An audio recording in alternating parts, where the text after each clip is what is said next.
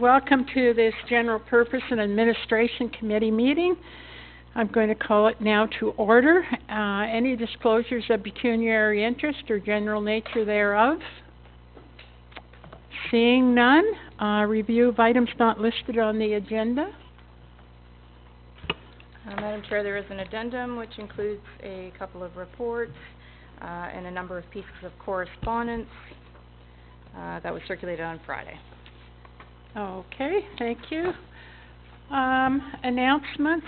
I'm just going to start myself this morning with today is the toy drive kickoff for everyone, and you can certainly deposit your gifts in boxes at Canadian Tire.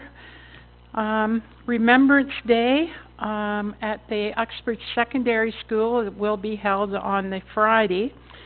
And there's a very special thing happening that day. At 11 o'clock, there's going to be a flyby by a Hercules, which will be flying very low from north to south over the Uxbridge Secondary School, over the Joseph Gould School, over the Testa building, apartment building, and this is a really special thing for Uxbridge Secondary School, and the public are more than invited to come and stand in the area that the kids play soccer in, or sorry, not soccer, football, maybe soccer as well, but that will be quite an event, and certainly if the press can make people aware that we're not being invaded by the United States or anywhere else, that it's in fact our own armed forces doing a flyby. I was at the Remembrance service yesterday, a special service held at the United Church in Skugog, where our band, our pipes and bands played an amazing service. I tell you, they do us so much good when it comes to public relations, our pipes and drums corps. It's just amazing. Also on Friday night, you know, I should probably not say this publicly, but I buy my pants now with elastic in. The reason being I had another 2 banquets on the same night. So I had my main course at the Legion, Remembrance Day, and then I had my dessert at the gala for the fundraising for the animal shelter.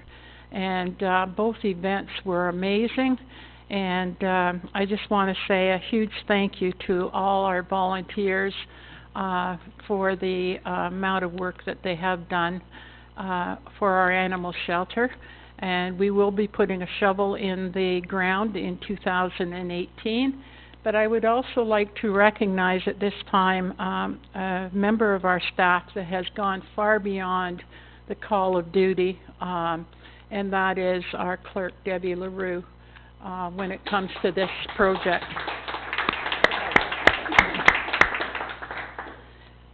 So you will see also that the Lions members have been working very, very hard and have got a lot of the lights up. Sorry, not Lions, Optimus, sorry.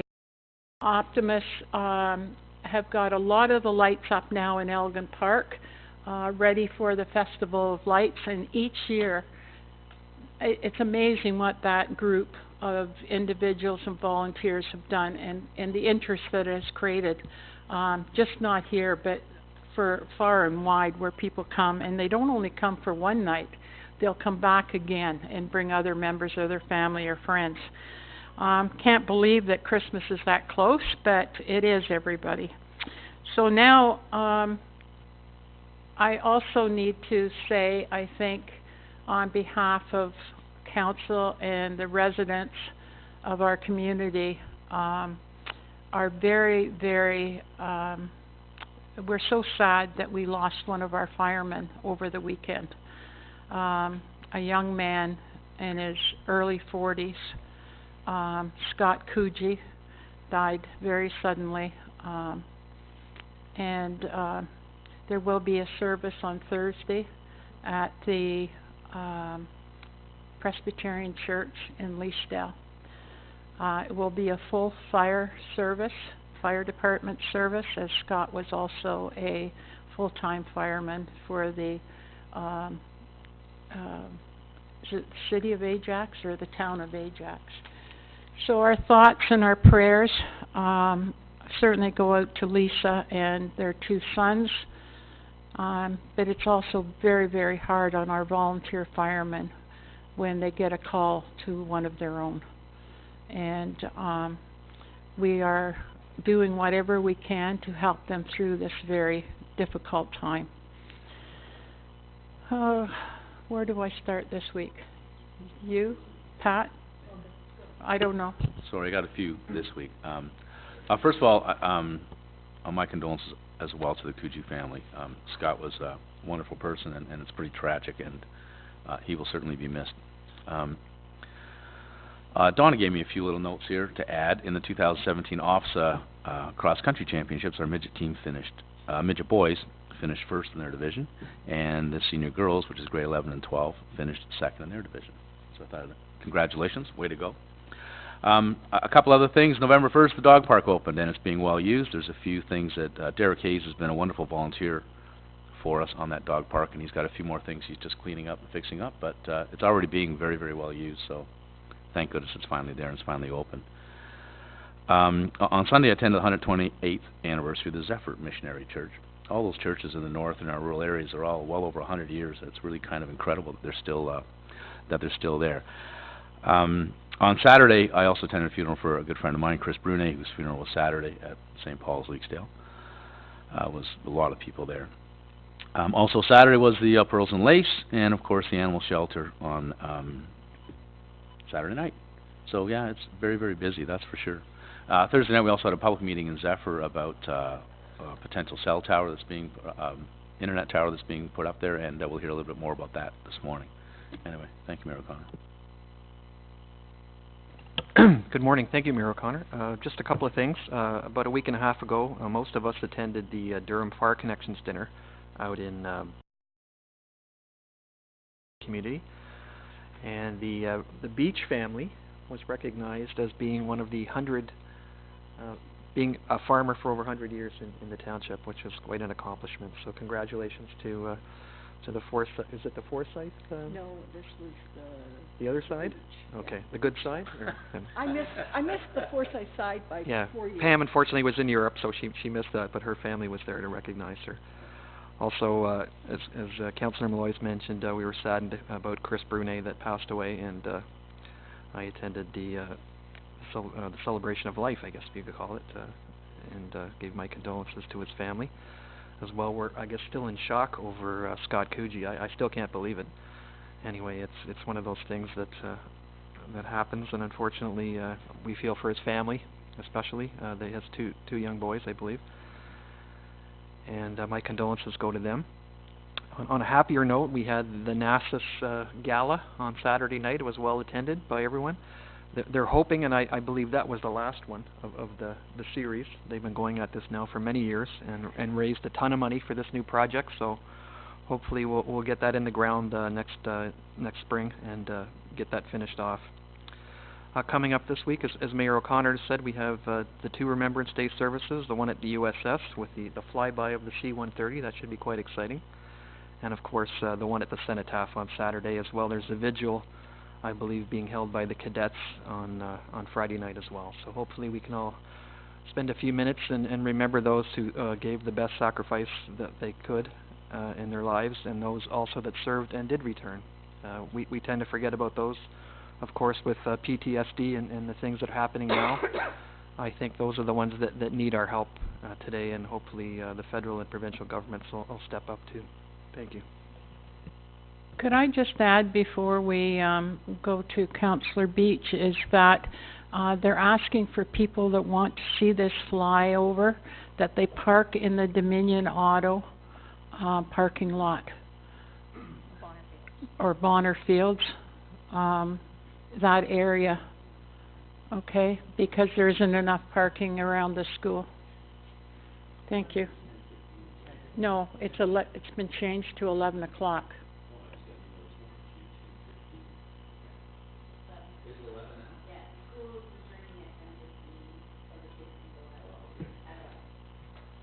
Okay. Good morning, everybody. It's been a busy week and a busy week to come. Just one note about Scott's passing. I know that he was very, very well thought of by all his colleagues in Ajax and here in Uxbridge, and it is going to be a hard time for them all. A number of things have been already mentioned. The Pearls and Lace, I think, was a great success. I was there. There was a lot of things going on. And also in Goodwood, the United Church Bazaar, it was a busy hot spot. They were selling all kinds of baked goods and whatnot on Saturday, as well as Councillor Barton and myself with a couple of conservation people and his daughter Indira planted some trees in the Ridge Road subdivision in the retention pond area, so that will add to that green space, and that will be really amazing. This past Thursday night in Goodwood at the Hall, we had a lasagna supper. It was a great success. Over 70 people attended. They loved it, and they said, "When are you doing it again?" So they must have liked the lasagna we made. Just the last thing that I wanted to mention is the Farm to Train event that we had held on September 30th. Proceeds going to the food bank. I knew at that point we were going to be able to donate at least $7,000 to the food bank. We hadn't done our final tally, and I had a personal goal, and I'm pleased to say that we got to my personal goal. We are going to be able to present a check either this week or next week to the food bank for $10,000.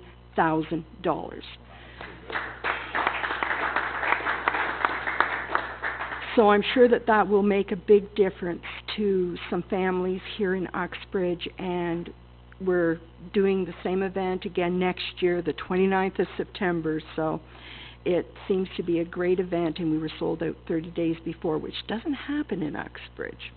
Anyways, thank you very much. Thank you, Your Worship. I won't say what everybody else has said. I think the sentiments are well clear there. The one thing I do mention that's in tying in with the vets for Friday's Remembrance Day service, I'm thrilled to say that the golf committee has approved the purchase of the flowers, the corsages for all the vets. So certainly they will look great. I think it's the least we can do, and certainly we worked very hard on that golf tournament, and I'm pleased that we were able to do that for them.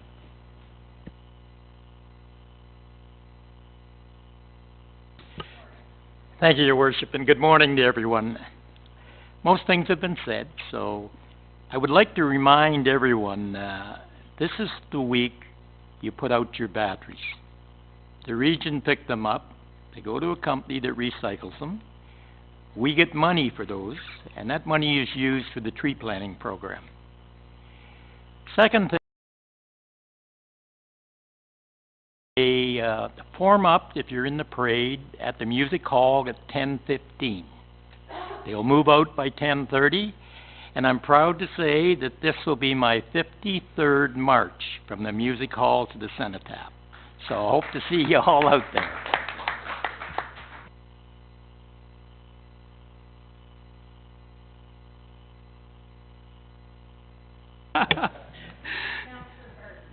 Yeah, it wasn't. It's not going to be my 54th March, Jack. I'm sorry. Anyway, everyone, thank you very much for coming. And just as everyone was going through all the different events and all the different activities going on around the township, I thought about all the people that put in all the effort to make those things happen.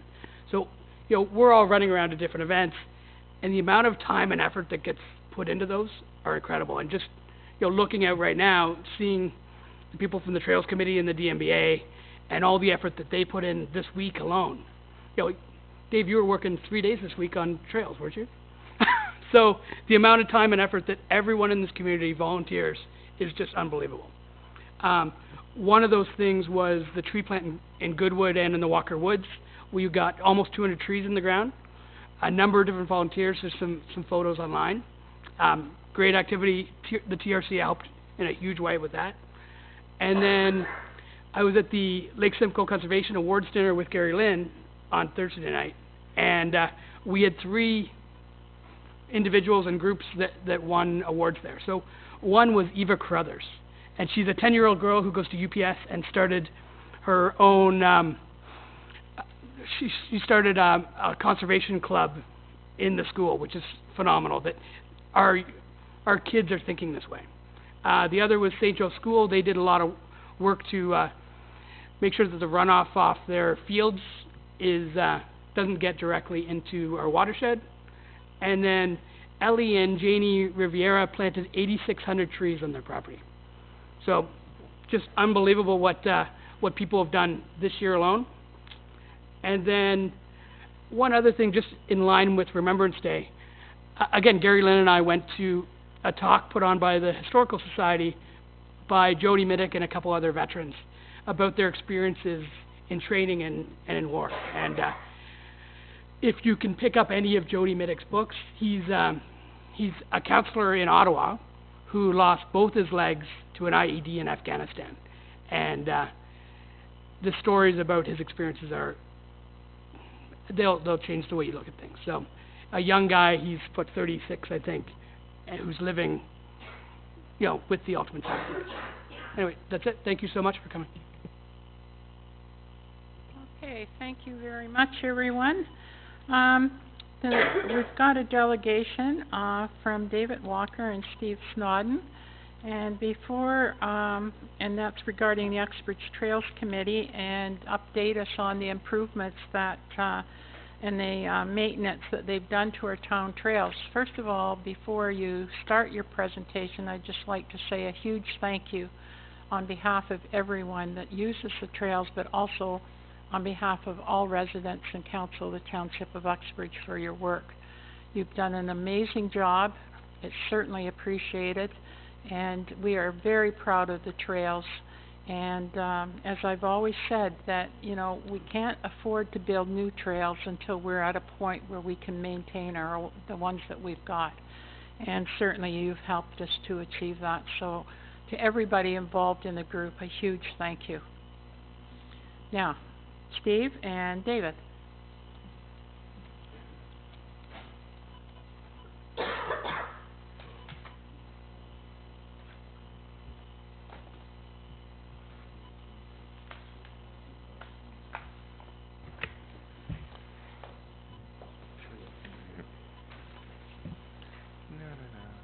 Just a quick clarification, when you say worked 3 days this week, you need to be paid to call it work. That was just fun.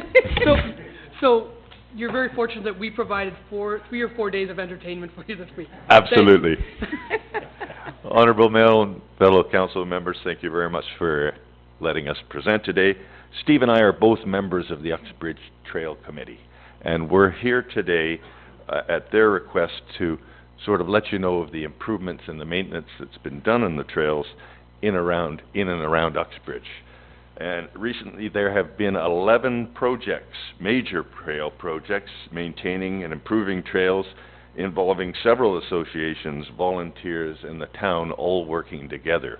We've got quite a bonding that's going on. There's some enthusiasm within the township, and there's some expertise and drive and hype about the trails, and I think they're extremely important.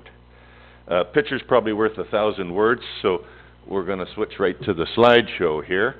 And we started off last year was the first project that the township backed the UHA Association in allowing them to use equipment and covering them under their umbrella, so that this meant volunteers could do a lot bigger projects and more work. This is what the Countryside Preserve looked like before we started. There were muddy trails. They were closed in the spring and winter. We were having some erosion problems. You won't be able to see how bad it was from these pictures, and you won't be able to see how much work it took to put it together. But use your imagination. There's another picture from trail post number 2, looking back up at the main entrance where there was a natural spring. So that's the typical entrance that we had at behind the liquor store over by the old 47. Not very enticing to visitors. So equipment was allowed to be used. It was a great thing. We transformed a lot of the Countryside Reserve trails, adding gravel to the bases, refixing grading, cleaning up the parking lot, and it turned out to be an actual wonderful spot. That's the muddy picture. I don't think you know what's And wrong that's the with it, do entrance you? at the end, as an example in the transformation. The second project this year was started by the Trail Committee, and the DMBA jumped in to support, which was a redesign of access to Observation Hill in the Countryside Preserve. That bottom picture is that we had some erosion problems and some access problems. We couldn't get up heavy equipment, or we couldn't get up a lawnmower to cut a trail because it was too steep. We had trails that were tough for people to walk up. We had erosion happening. So you can't see it, but we laid out a new trail access to the top of Observation Hill. And again, council equipment in and back the UHA to supply the equipment, the DMBA, the volunteers, and the town bought some material for that project. So there's all three of us working together. A retaining wall was added, a bench cut was made so you can walk up comfortably with a baby carriage, and equipment can get up there. The deer are happy, and this is what that access now looks like. It was a great project, and I think everyone appreciates it. It's a wonderful spot up there. Again, this is another picture of the trail just after construction with the retaining wall and the access coming up where you were going up a hill like this. The next project that we did, which is quite quiet, was Miller Paving on the Trans-Canada Highway over by 21, Trans-Canada Trail. Had to fence their property in, which was farm field. They have given Trans-Canada Trail an easement, but the trail had worked itself out into the farm field instead of where it should be, so the trail was closed when the fence started to go up. We approached them, and through the cooperation of Vic Dom Miller and the UHA, we got their equipment in, covered by their insurance, and we opened up the trail. From this, the trail was behind the fence as they're starting to construct it, and there was about 1,500 feet of new trail that was quietly developed and reinstated.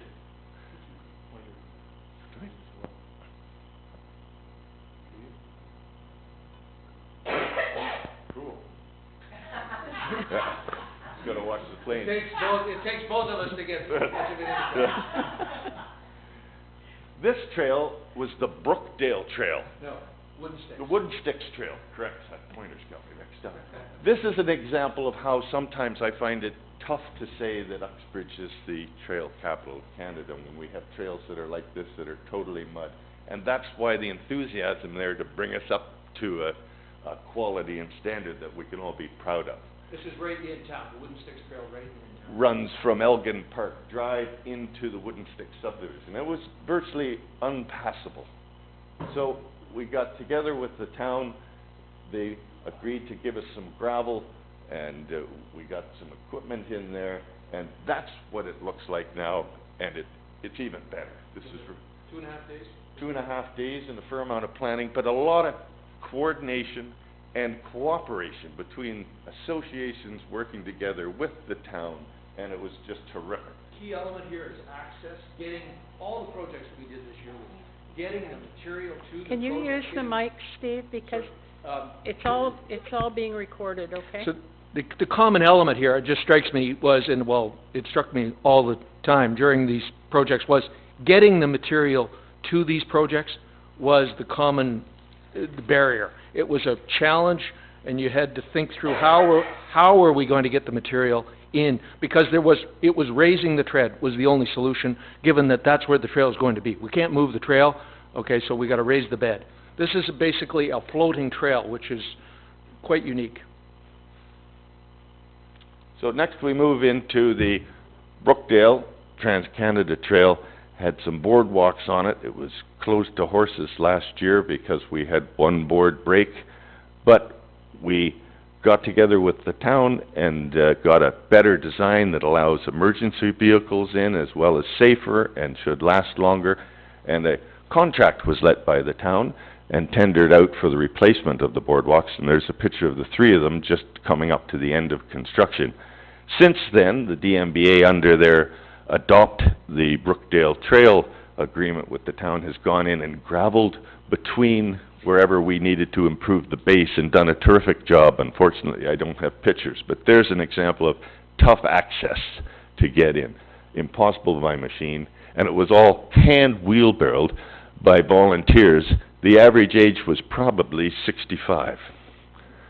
So, real good effort. Another picture of the new boardwalk.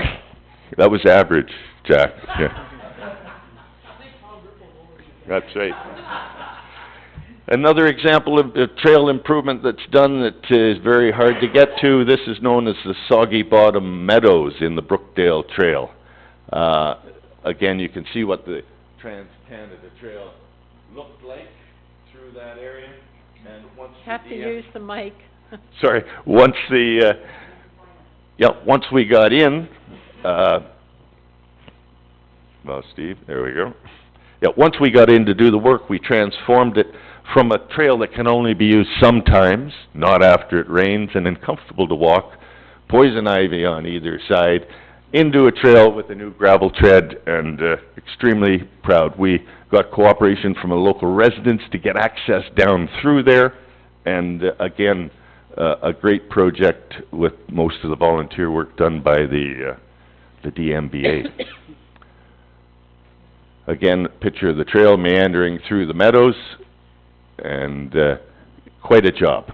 And that was a 3-day project by the time we started it to finish, getting the gravel in and the work done and cleaned up. The picture at the bottom on the right-hand side is again the entrance to the Countryside Preserve, and this year a job was tendered out through the township that allowed the entranceway to be improved. This is a picture of the Skidoo Trail that's open through there in the wintertime, closed in the summer, but it looked like a dump before. It's been graded up and cleaned up. The pictures in the bottom left are what the Countryside Preserve looks like now. Solved the grading problems, solved the erosion, and allows us in the future to look at even possibly paving now that we have a stable base in there. And it's safe and accessible, and it's made it a proud place. This is a typical entrance to some of our trails in Uxbridge, which the Trails Committee is. Which one is it?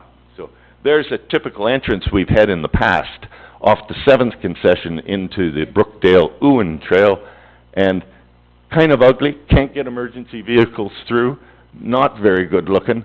This is the flatbed bridge and more concrete barrels. So the committee has suggested that we go to a standard entrance. So this is now there. The town installed a new gate and a step over, which allows people who are riding to stop and get off when they hit a road. It's a safety feature. It allows horses through, and it's low enough. It's only 12 inches off the ground, so baby carriages and things can get through. And not all trails are accessible to handicapped people, but we try and keep them in mind. I have 2 brothers in wheelchairs. And next picture, we've used these gates. The UHA's installed probably 8 or 9 of them for the conservation authorities, which incorporate a vast amount of our trails within the township. And we've restrung fence up to keep motorized vehicles and installed stiles. And yeah, we also this year installed a culvert on the 7th concession, which is shown at the bottom. Rather than have a boardwalk or a bridge or something dangerous, the simplest low-maintenance safety aspect is to put a culvert in, and then we had the DMBA chaps backfill and make a pathway in, which is safe and economical. Again, cooperation between the town and the association. Here's an amazing engineering feat of pure muscle. The DMBA, in their adoption of the Brookdale Trail, attacked the deep forest and hauled in all the gravel and all the material by hand, and it would have broken many Fitbit watches to see this job go on. Just a great effort in taking a trail that's muddy and making it something that's wonderful and you can be proud of. And when you get a few leaves falling down there, it's a natural trail that you can use, and it's safe, and everybody is super pleased with the work that they've done through there. Again, the common element here is that the trail that's where the trail is. You can't move the trail. So this is something that we weren't necessarily used to in the Durham Mountain Bike, where we would say, well, we don't put a trail there because it's wet. Well, the trail's there because that's where the easement is. You can't move the easement. Okay, so we got to raise the tread. Well, that's fine. How do you get the material there? Well, that's how. Slave labor. Slave labor. Another project last year that we knew was coming up in the Trails Committee was the South Balsam Bridge. There was some extreme erosion going on with the creek underneath it, and we knew we were going to lose it. The town propped it up, but finally we lost it this year with all the rains. This picture over here shows the second bridge that's on the site, which is really a boardwalk, but the bridge erosion in the river was down at this end. It was installed on helical piles under a tender by the township, and a new bridge was created there, and some of the boardwalk was straightened out. This is a picture on the right-hand side of the new bridge, under construction still, but it's straight and level and should last for some time, and we've still got some work to do in future years to fix the boardwalk that's deteriorating over time and sinking in the ground, but another great project. That's a sign I hate to see, trail closed. If we don't put the effort in to keep our trails maintained and to, do the maintenance and construct the things that we need and make them safe, that sign pops up. In the coming years, we're going to find that we need new trails to places that are inaccessible by any trail. This is a wetlands bird station that people can use, but we have no access to it. We have bridges that have deteriorated or fallen down. We have bridges that need to be repaired and maintained so that they're safe. This is the Barton Bridge that disappeared. We have trails that still look like this, unfortunately, with water and signs that say closed. And this committee is dedicated to making sure that we do the best job we can to make ourselves proud. Now,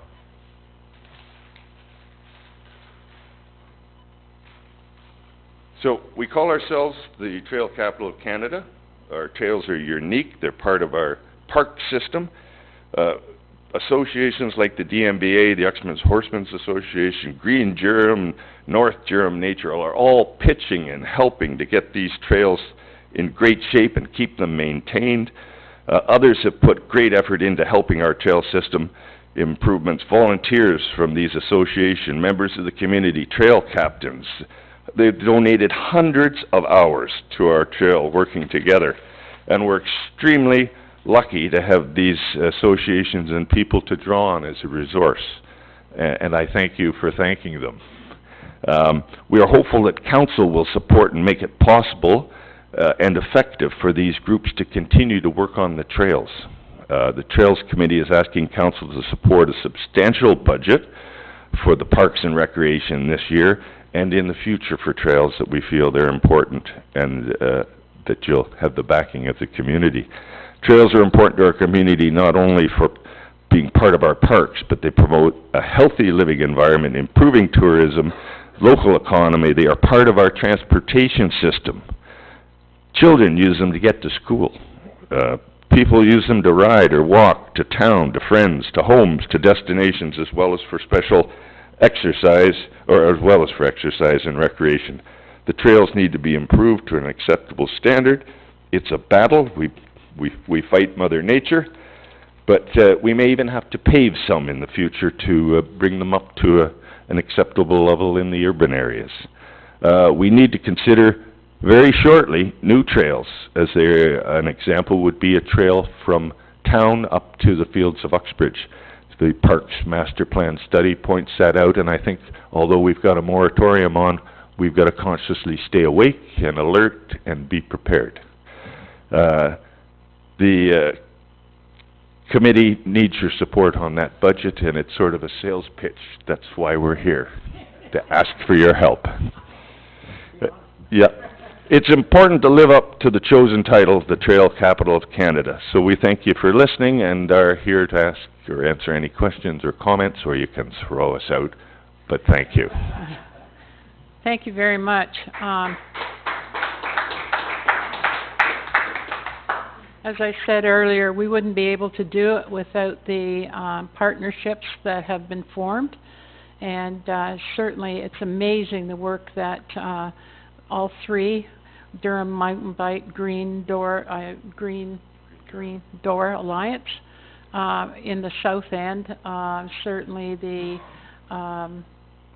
Horsemen's Association, have all contributed. And you know, we hear a lot of negative about gravel companies, but I have to say that when we call on them, they've always been there. And Vic Dom is right up there with them. When Vic Dom and Miller, if we need things for such as this, good for the public, they're there as well. So thank you again. It's just amazing what's been accomplished. I would like to recognize our two staff members, Don and Amanda, that are in the audience as well, for their leadership.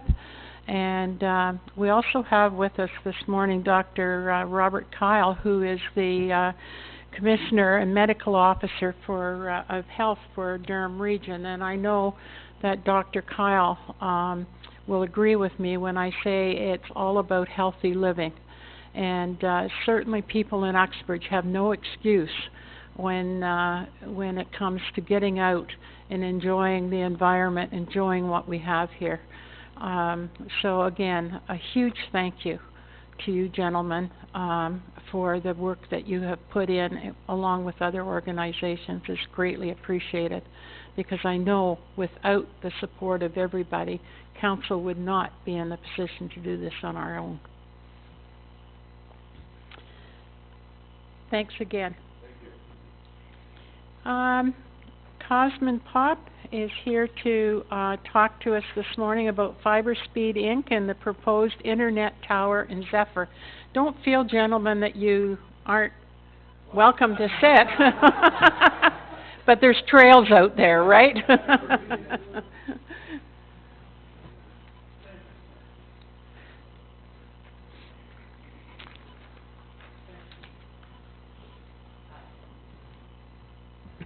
Hi, good morning everybody. So back in August, you probably remember me, I attended another council meeting where I proposed two towers, one for Goodwood area, one for Zephyr. The one in Zephyr was on a private property. The owner agreed initially, and a contract was presented to him. I didn't push him too much to go for signing. I kept accepting his postponing. Eventually, after 2 months, he changed his mind, so we were brought to the stage where we had to pick another place. And I would like to the initial location was here in this area, on this property, and then and then we had to consider two other places, one being in the park, the north of baseball court, and the other one here on the adjacent property, another farm. So basically I came here today to ask the permission to go for this side, the second side. We have an agreement now with the owner, so he's okay. He accepted and he signed the contract, and we intend to go to modify this at screens, to modify the coordinates and go for this new location. Also, as Mr. Molloy was mentioning, we had on Thursday a meeting at the Zephyr Hall with residents to introduce this location. It was a pretty successful meeting, I'd say. I'm pretty sure Mr. Molloy can speak more about it.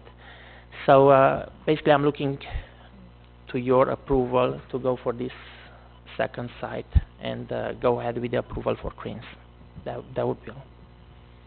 Okay, thank you very much, Cosman. Councillor Malloy.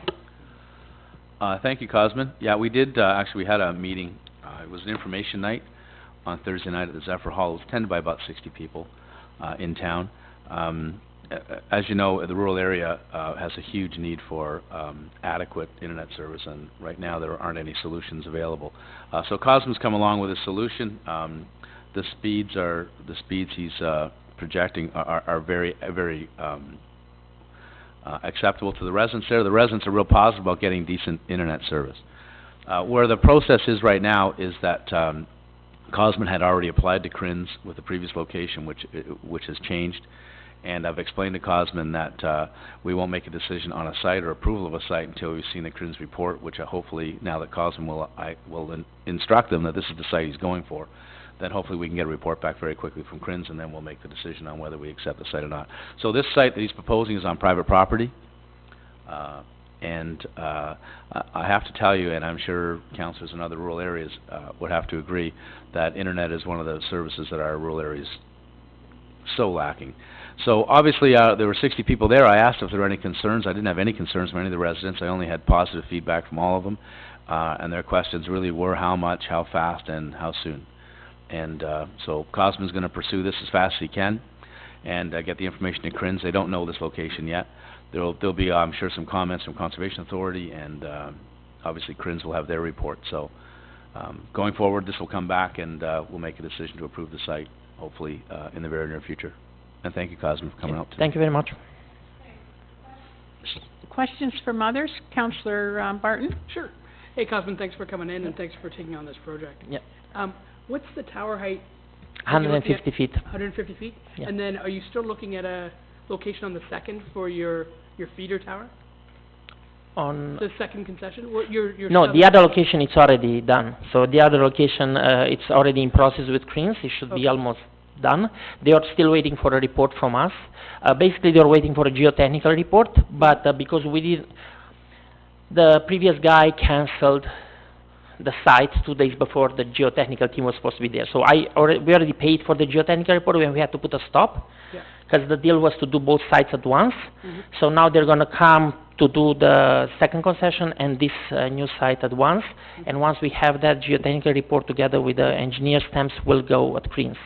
So the other site it's fine. Okay, and then the height of the both of them are 150 feet. Okay. Both are the same build, the same model, the same height. Okay, and then your megabits per second to your consumers? If How many megabits per second? Well, 30. We're gonna launch as a maximum service 30 megabit per second. We'll have packages starting from 5 to 30.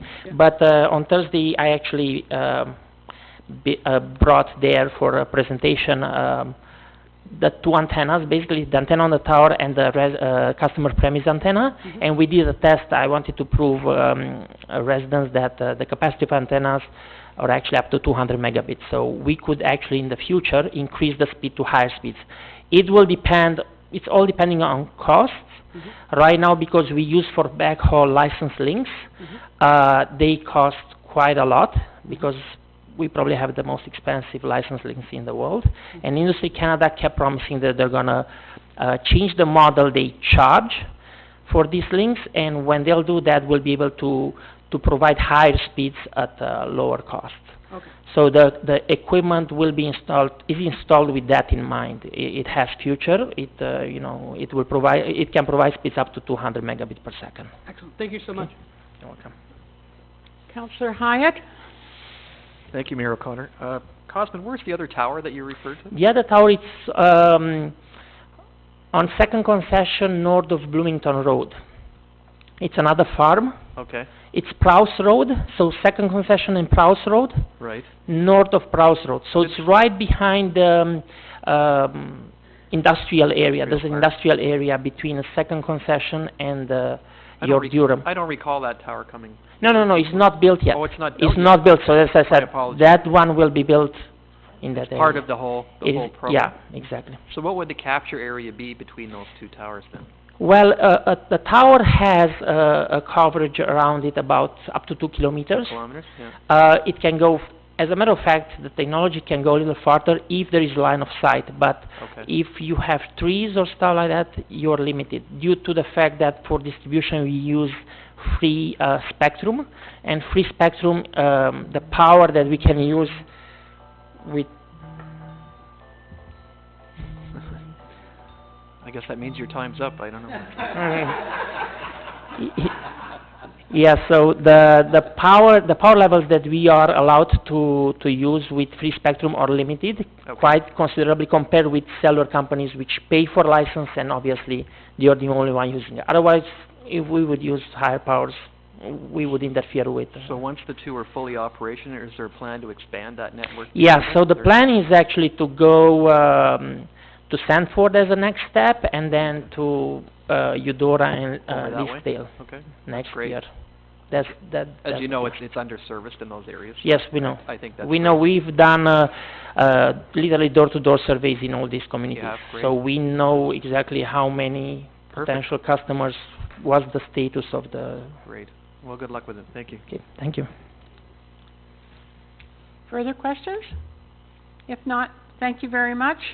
Thank you very much. And, when we get back the CRIN report, we'll be able to move forward. Okay, thank you very much. Thank Have a good you. day.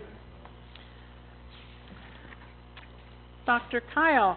As I said earlier, Dr. Kyle is the Commissioner Medical Officer of Health for the region of Durham, and I've asked Dr. Kyle to do a presentation to us today regarding Nuclear Health Committee. So welcome, Dr. Kyle. Your Worship, members of council, staff, thank you for inviting me. Just get the deck up.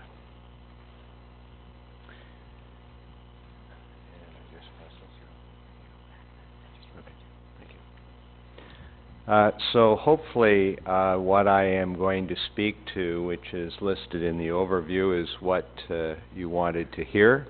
But of course, if you have any questions that are within or without a scope of my presentation, feel free to ask away. What we really want to hear is that the nuclear station isn't going to blow anytime soon. We'll get to that. So the Durham Nuclear Health Committee has its roots in 1992. At the time, there was an expansion of the Ajax water supply plant. There was an environment. I should say that I use a lot of acronyms in the deck, but I do have a slide which lists all the abbreviations. So Ontario's Environmental Advisory Committee, Assessment Advisory Committee, recommended the creation of a Durham Nuclear Health Committee. It was struck by Regional Council in '95. I was appointed a chair. Our first meeting was in April of '96, and since then it's been in continuous operation, and the terms of reference are updated approximately every 2 years. The membership is as listed there. There are 9 public members and 2 alternate members. There are 3 health department reps, 2 from OPG, 1 from the Ministry of Environment and Climate Change, and 1 from UOIT. There are 5 meetings that are held per year. 4 of the meetings are held at regional headquarters. 1 is hosted by UOIT. They're held in January, April, June, September, and November. They're held on Friday afternoons, and they're approximately 3 hours in length. We have about 30 individuals who attend the meetings. These include the members, the presenters, and a number of observers, most of whom I could characterize as anti-nuclear. A secretary to the DNHC was appointed by me to facilitate meetings and so forth. This is a list of the major issues that we're following: the relicensing of Pickering, Darlington refurbishment, annual safety and compliance reports prepared by CNSC, annual environmental monitoring by OPG, annual reports of long-term management of used nuclear fuel, annual reports on the Port Granby project in Clarington, and we devote the January meeting to focus on nuclear emergency preparedness. Getting back to Mayor O'Connor's question, I think it's safe to say the CNSC, that is the lead agency that regulates the nuclear industry, believes that both Pickering and Darlington are fully satisfactory in comparison to all of the components that go into their annual compliance and safety reports. Finally, we follow the distribution of KI pills or thyroid blocking pills that have been made available to businesses and residents in the primary zone or the 10-kilometer zone around Darlington and Pickering since late 2015. This is just a picture of the primary zone around Pickering. It is roughly 10 kilometers in diameter. This is a so-called secondary zone. You can see that Uxbridge is in the secondary zone. Same with Darlington, and there is the Darlington secondary zone, which includes part of Uxbridge. So what are our accomplishments? Just bear with me for a second. They're listed here. We do have a forum. Since its inception, I act as a referee, and really it's a forum for members of the public or public members to dialogue directly with the nuclear industry. We've developed a very effective network, and we report to council through our council information packages on which we post our minutes.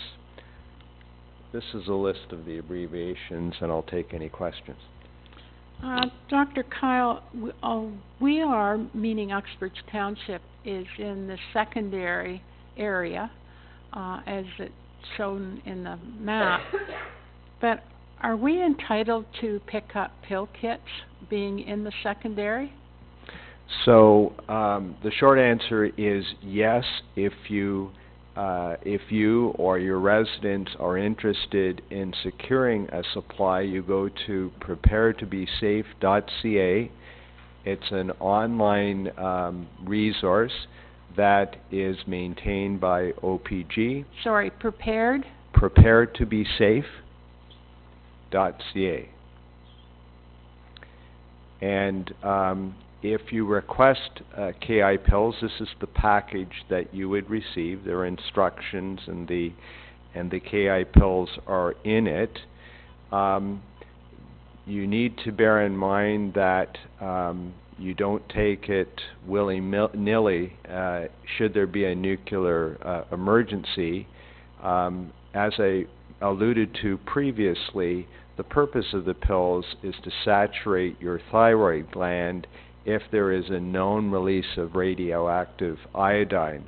So ingestion of the pills will be directed by the Chief Medical Officer of Health. They have to be taken during a certain time frame, and that is roughly a few hours before a controlled release. I should point out that the main way to protect the public would be through an orderly release that would be planned an evacuation of the area. But within the primary zone, there are healthcare facilities and emergency workers and others who, for whatever reason, can't be evacuated. So it's those types of individuals who would benefit the most. The other thing I should point out is what you're trying to prevent with KI pills is thyroid cancer, and those most at risk are children, infants, and adolescents, as opposed to older individuals, seniors, that sort of thing. That's not precluding anybody living in the secondary zone to order KI pills through preparetobesafe.ca, but in terms of our experience, with radioactive releases and the development of thyroid cancer, it's primarily a risk to children, infants, and adolescents. So, if one was to get a kit, is there a date that kit Yeah, so the shelf life is roughly 7 years. Okay. I should point out that one of our roles, not as a committee, but the health department, is to pre-distribute to certain populations within the primary zone KI pills. So we're talking about, excuse me, child care centers, schools, healthcare facilities, and so forth. The last time we distributed them was in 2012, and they would be available in 2019 because of the shelf life. Okay. Further questions? Councillor Malloy. Thank you, Mayor O'Connor, and thank you. It's always, I mean, this has been on our minds for years, right? Everybody's thinking about this, and it's always a concern. You said a planned release, and you would probably require 2 hours to take 2 hours prior. I'm sure they're not all planned releases, though. What are they effective in the event of an accident? Maybe you could answer the question, sorry, if you don't mind adding a little bit to it. You know, we had some of the accidents we've had around the world. Was there any did they know it was going to happen within 6 hours? Did they know it was going to happen within 10 hours? So the current plan, I should say that the province is responsible for nuclear emergency preparedness and response. So there's a provincial nuclear emergency plan. The current plan is based on the assumption that there may be an incident with a single reactor. Any radioactive emissions would be caught by containment in the containment vessels at either Pickering or Darlington. There would be a controlled release, and there would be an orderly evacuation. So that's the current planning basis. Fukushima Daiichi happened, and so you need to know that the planning basis for the provincial nuclear emergency plan is being reviewed.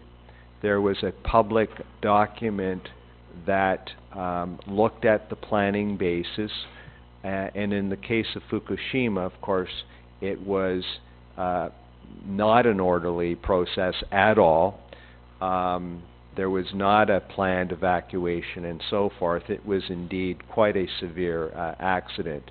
So that type of thinking is going into the current revisions. As I understand it, there was a public consultation. Included in that document was the planning basis for a revision to the plan. The comments have been received, and I suspect sometime in 2018 the plan will be revised. I suspect there will be a planning basis that takes into account multi-reactor failure, maybe closer to a Fukushima type of accident, in which case you would be questioning the current zones of protection, primary zone, secondary zone, and so forth. But it all stems from what is the planning basis for your nuclear emergency plan, and I expect we will see it in 2018. I suspect it would be after the provincial election, but I don't know that, so I would say the fall. And then, as you know, there are corresponding plans which direct what the region does, what local municipalities do, and that would be a Pickering-specific and Darlington-specific nuclear plan. But certainly, emergency planners are reflecting quite a bit on the Fukushima experience. Thank you. Councillor Hyatt. Thanks, Dr. Kyle. Very, very informative. Can I just ask a question? As you know, the deep depository is planned for the Kincardine area, and we've had correspondence, I guess, either through OPG or other companies, where you're, I guess, basically transporting spent nuclear fuel from these reactors to that site. Does your group have any input into establishing transportation routes, or any comment on, you know, one would be better than another kind of thing, or is it totally an OPG regulated thing? It's regulated by CNSC, and that's not a our focus, DNHC's focus is on emissions from the nuclear power plant, so we So you wouldn't get involved really at are all? not focused on transportation. Okay, thank you. Councillor Barton?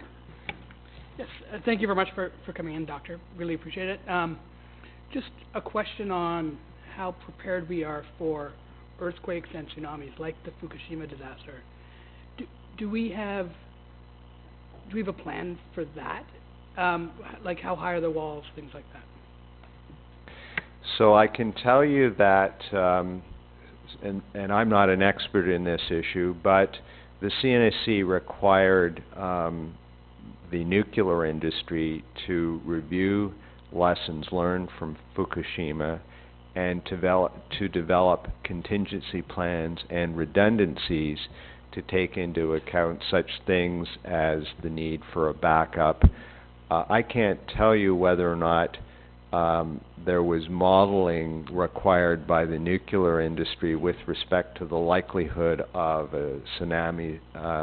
I know that the nuclear industry has had to do analysis with respect to the likelihood of seismic events, but suffice it to say that post-Fukushima, OPG in particular, has been required to develop and implement a robust emergency preparedness and response plan with contingencies put in place. What do I mean by that? So, for example, they have mobile, I'm going to say external power sources available should in fact that need to be required to shut down properly a nuclear reactor, for example, and they test these plans and so forth. So I can tell you that that's been in place for a number of years. I can't tell you whether or not it's likely that there is seismic activity in southern Ontario and by extension risk of tsunamis, but that apart, I do know that OPG has been required by the regulator to develop a post-Fukushima action plan and implement it and test it. Thank you very much. Any further questions? Councillor Beak. Just a small question with the pills that are distributed. Is there any contraindications for people's health that they wouldn't be given? Unfortunately, the only side effect I'm aware of is an allergic reaction, which is inherent in all drugs. And somebody may not know they're allergic because the only reason you take KI pills would be in the event of a nuclear emergency. It would be exceedingly rare. The other thing you need to know is that there are instructions should somebody for whatever reason not be able to swallow a tablet, and of course you don't need the same amount of KI if you're a child or an infant, and there are recipes for dissolving and making smaller doses available. But the only side effect I'm aware of is an allergic reaction. It would be exceedingly rare. It's possible, and it's inherent in all drugs that we take, and you wouldn't know it because there's no other reason for you to take KI pills. Thank you. Further questions? If not, thank you so much, Dr. Kyle. As you heard, we have some concerns, and we need to have those concerns to make sure that we're as prepared as we possibly can. So we've learned today, I think, a great deal, and hopefully none of us will ever need to use the KI pills, but we know now that if we feel that we want to have them, where we can obtain them. So thanks for coming up. Okay, do you want a 5-minute break before we get into the agenda? Okay, I need a motion, please. Councillor Barton? Actually, we'll come back at, will probably be 8 minutes, quarter after.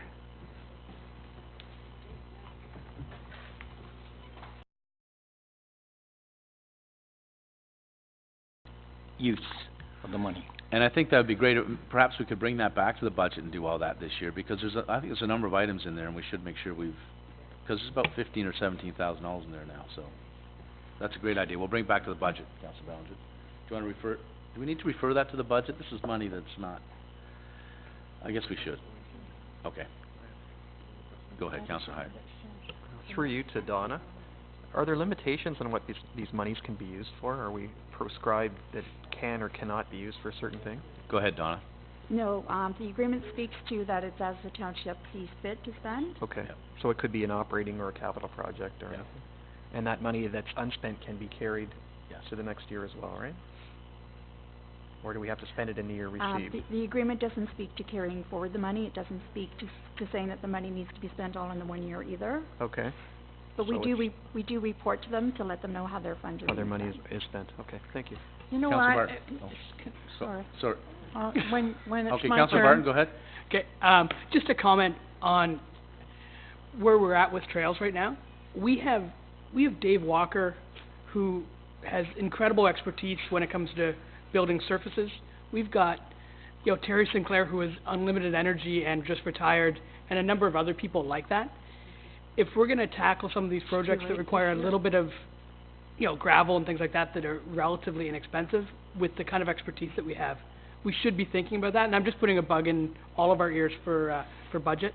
Just the stars have really aligned that we can get a ton of work done for almost no money, so. I Just think on I think they Councilor said in their Bellinger's point. presentation they were coming back with a substantial increase to the trails budget. Isn't that what he said? I believe that, I think that's what he said. I'm Okay. just saying why this is important right now, Great. that's all. Great.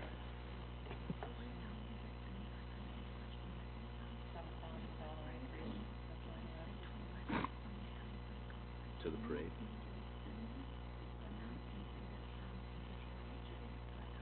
Did we do this here? Sorry. Oh. Okay, so Mayor O'Connor, just clarifying something. We had $7,500, currently we put into the Christmas parade now, and at the last budget, we committed an additional $2,500 to the Christmas parade this year from the golf fund. So we have to change that. So what's the best way to do that? No, you know what? I'm withdrawing my motion. Oh, Because, you know what? It apparently is $2,500 for a band. I had no idea it was that kind of money. So, I'm withdrawing my, motion. Apparently, it has to go to tangible, something tangible, ongoing. I didn't read that in the, I think Ingrid suggested that was her discussion, but it's not what it says in the agreement, to my knowledge. Yeah, if I could just, when we had discussions with Rose Plain had talked, this is where the Tyler Massey Playground came into, is they were talking about legacy projects, that they would be contributions that would be made for things that would actually be built or left, as opposed to operating. The agreement may not speak to that fully, but I think that that's what they had discussed with us early on, is that at last year, I think we used money for the banner arms and the banner hardware.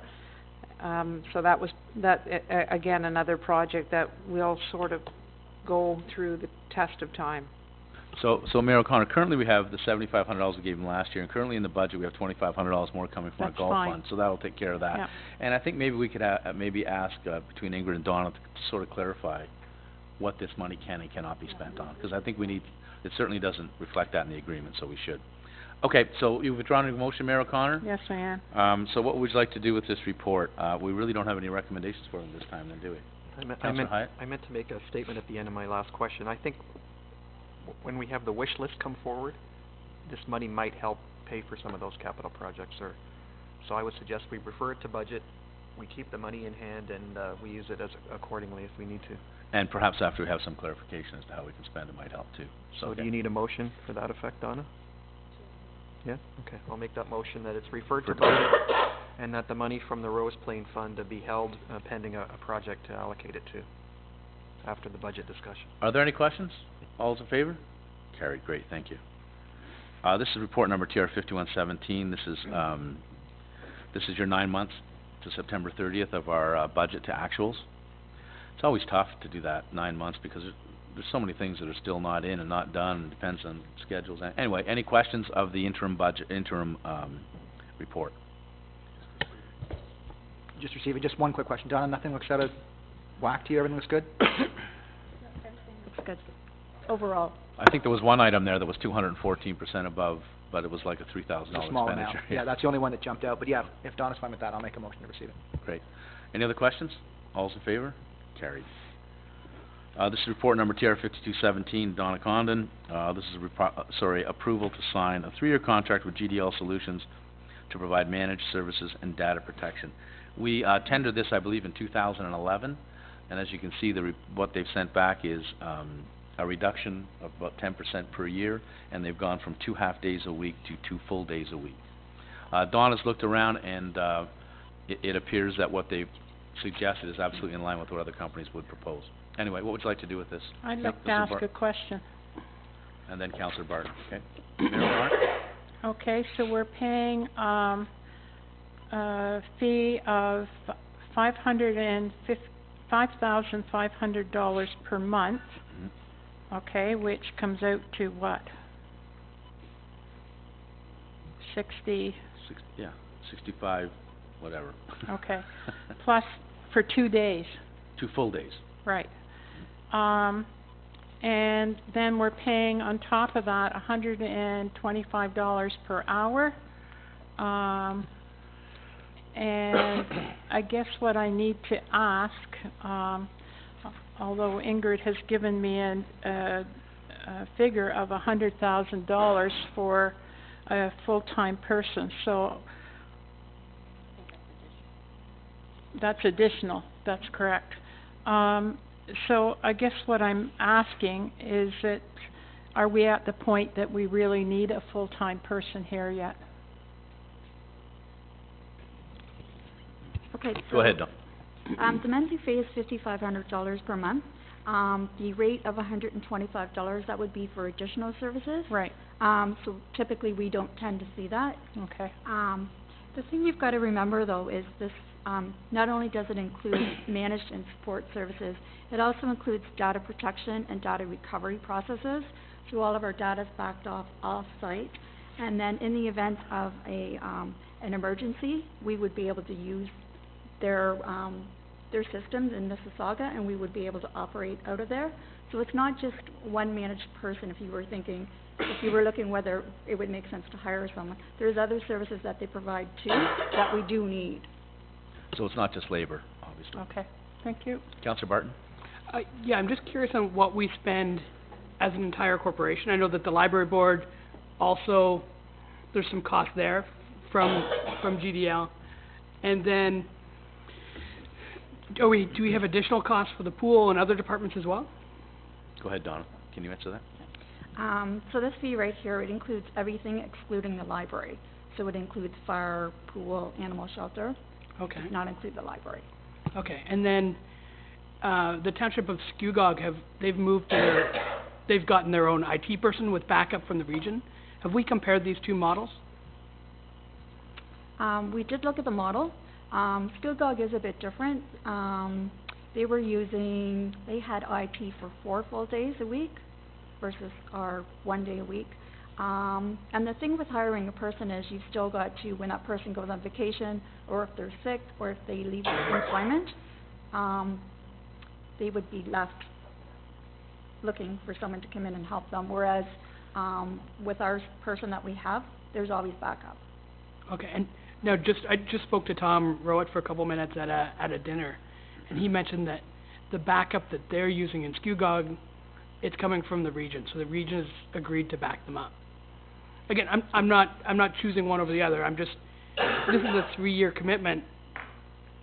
It's a long time to go from, I think we had a 2-month cancellation to a 3-year deal. That's all.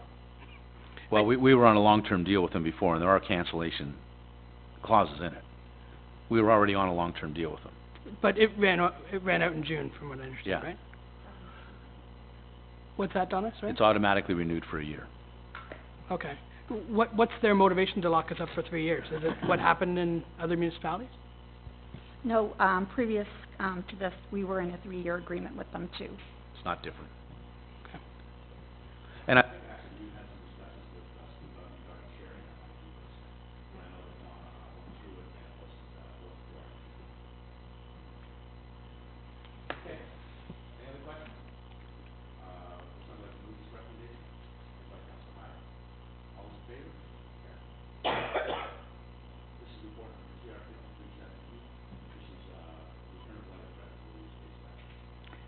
Support the recommendation. Moved by Mayor O'Connor, support the recommendation. Are there any questions? All in favor? This is report number CL 4917, Catalina. This is, a report on the abandoned cemetery. Mayor O'Connor. Will the, $13,000 be carried over to the 2018 budget? Is that what we do, Donna? We carry that 13,000 over? I wouldn't because it's operating, but if council directs me to, I can. I'm going to direct you to carry, So surprised. I'm going to direct you that the $13,000, not spent from the 2017 budget be carried over to the 2018 budget as, part of the, huge project that has to go on. Are there any questions of the motion? All those in favor? Carried.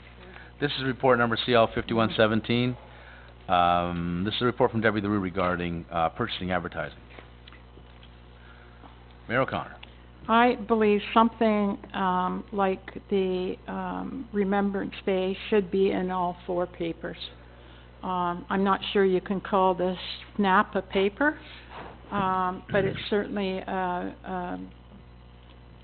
We're in for Remembrance Day. periodical or whatever you want to call it, that is read by a lot of people in this municipality. So I would like to see money put in the budget for next year for advertising of, Remembrance Day in the Times Journal, the Cosmos, the Standard, and the SNAP. So can we refer that to budget, Mayor O'Connor? Yes. Thank you. Are there any questions of the motion? Councillor Hyatt. Just through you to,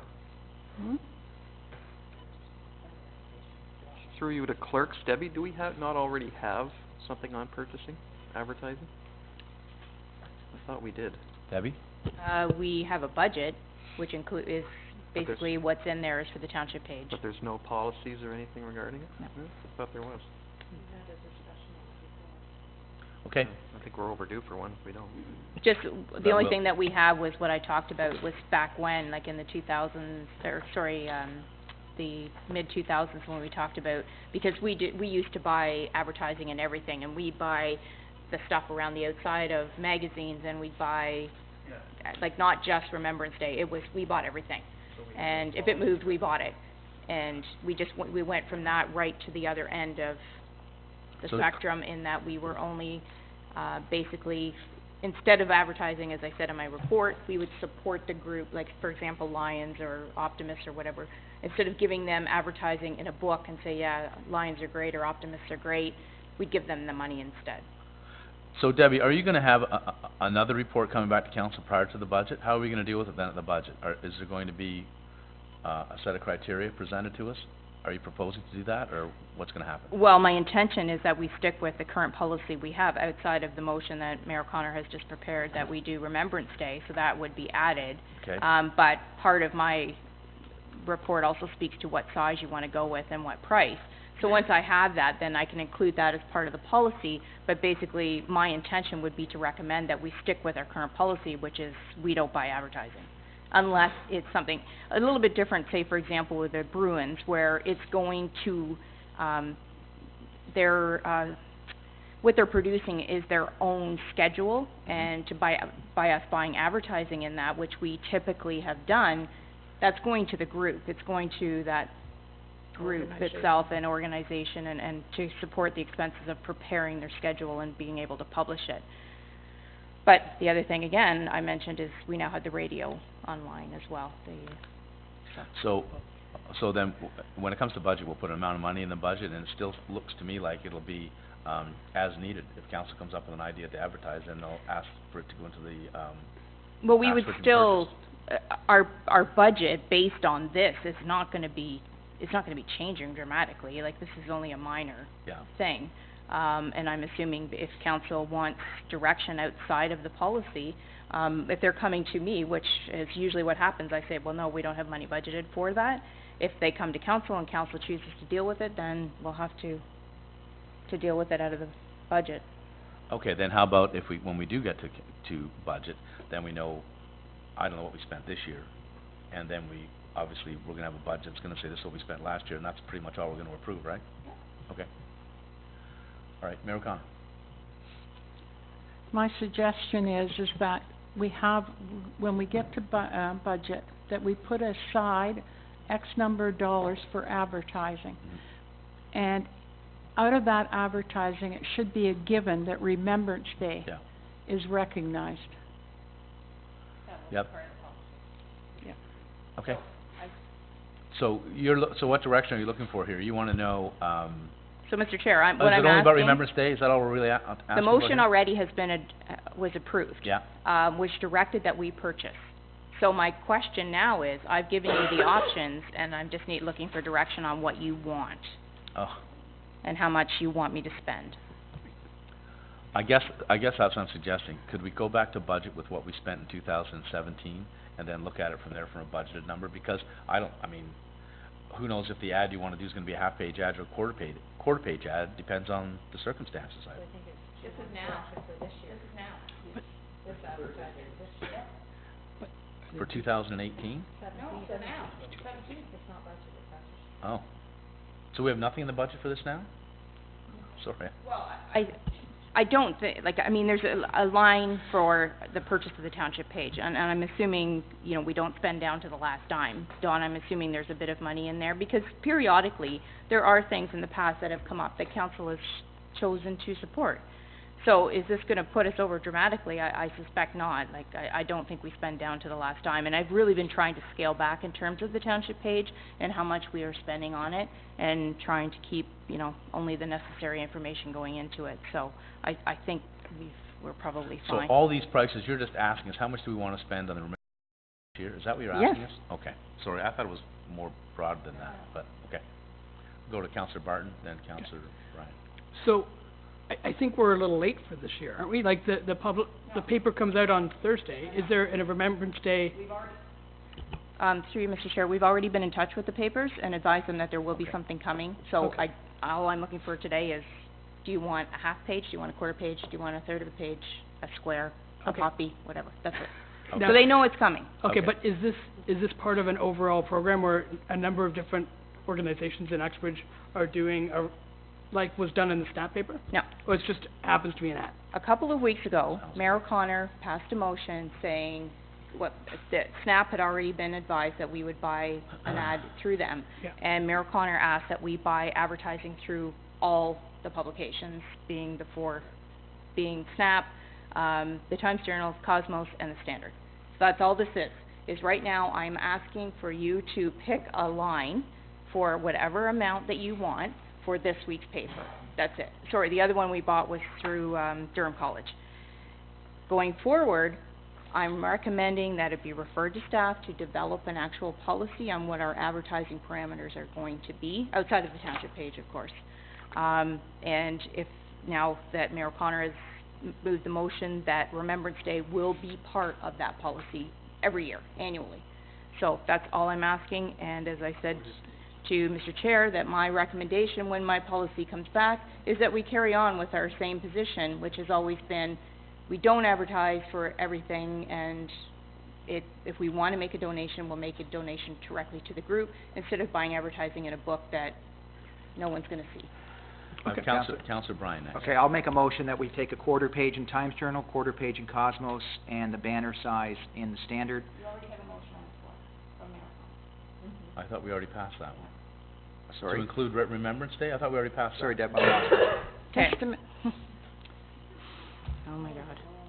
Okay, guys, I made Well, a motion, yeah. just a minute. I made a motion that I wanted us to advertise in all four Right, for Remembrance Day. for Remembrance Day. Right.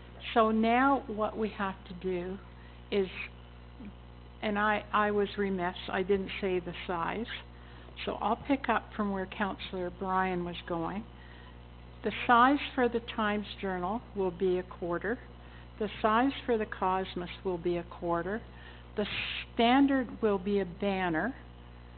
And we've already dealt Already done. with the, SNAP. Okay, that's fine. Any questions on that motion? Yes. Okay. And anything for the radio? There was no costing sought. Oh. So we don't know what the costs are? I would say then that we do a cost for the radio equal to, what the advertising is for the other, 3 papers. And that money's already there. We already passed a motion to spend $1,000 on 105.5, and we've only spent $400, although we haven't seen a bill yet. Okay, so that's great. So we can vote on that. But should we also, well, okay, let's vote on that then. Let's do it. All those in favor of the motion? Carried. Now, Debbie, how does this deal with you going forward to the budget now? We haven't really given you any direction whatsoever. You're suggesting that we do not advertise anywhere else in this, except for Remembrance Day in this particular report. Is that correct? Through you to Mr. Chair, through you, I will bring back a policy. Okay. Soon. Great. Okay, so what do we do with this report then? On the committee for direction. We So have we a can must move, motion. well, you, We have a motion dealing with Remembrance Day, and we also have to move the recommendation that they're gonna develop a formal policy. yes. And And I'll receive- move and receive- that. And move that as well. Okay, great. All those in favor? Carried. Well, it's, I mean, it's the same, okay, that's fine. Okay, good. Are we clear, Debbie? That's okay? Does that make? You clear? Clear as mud. mud? Alrighty. Is there, any unfinished business? Addendum, Mr. Chair? Oh, I have an addendum.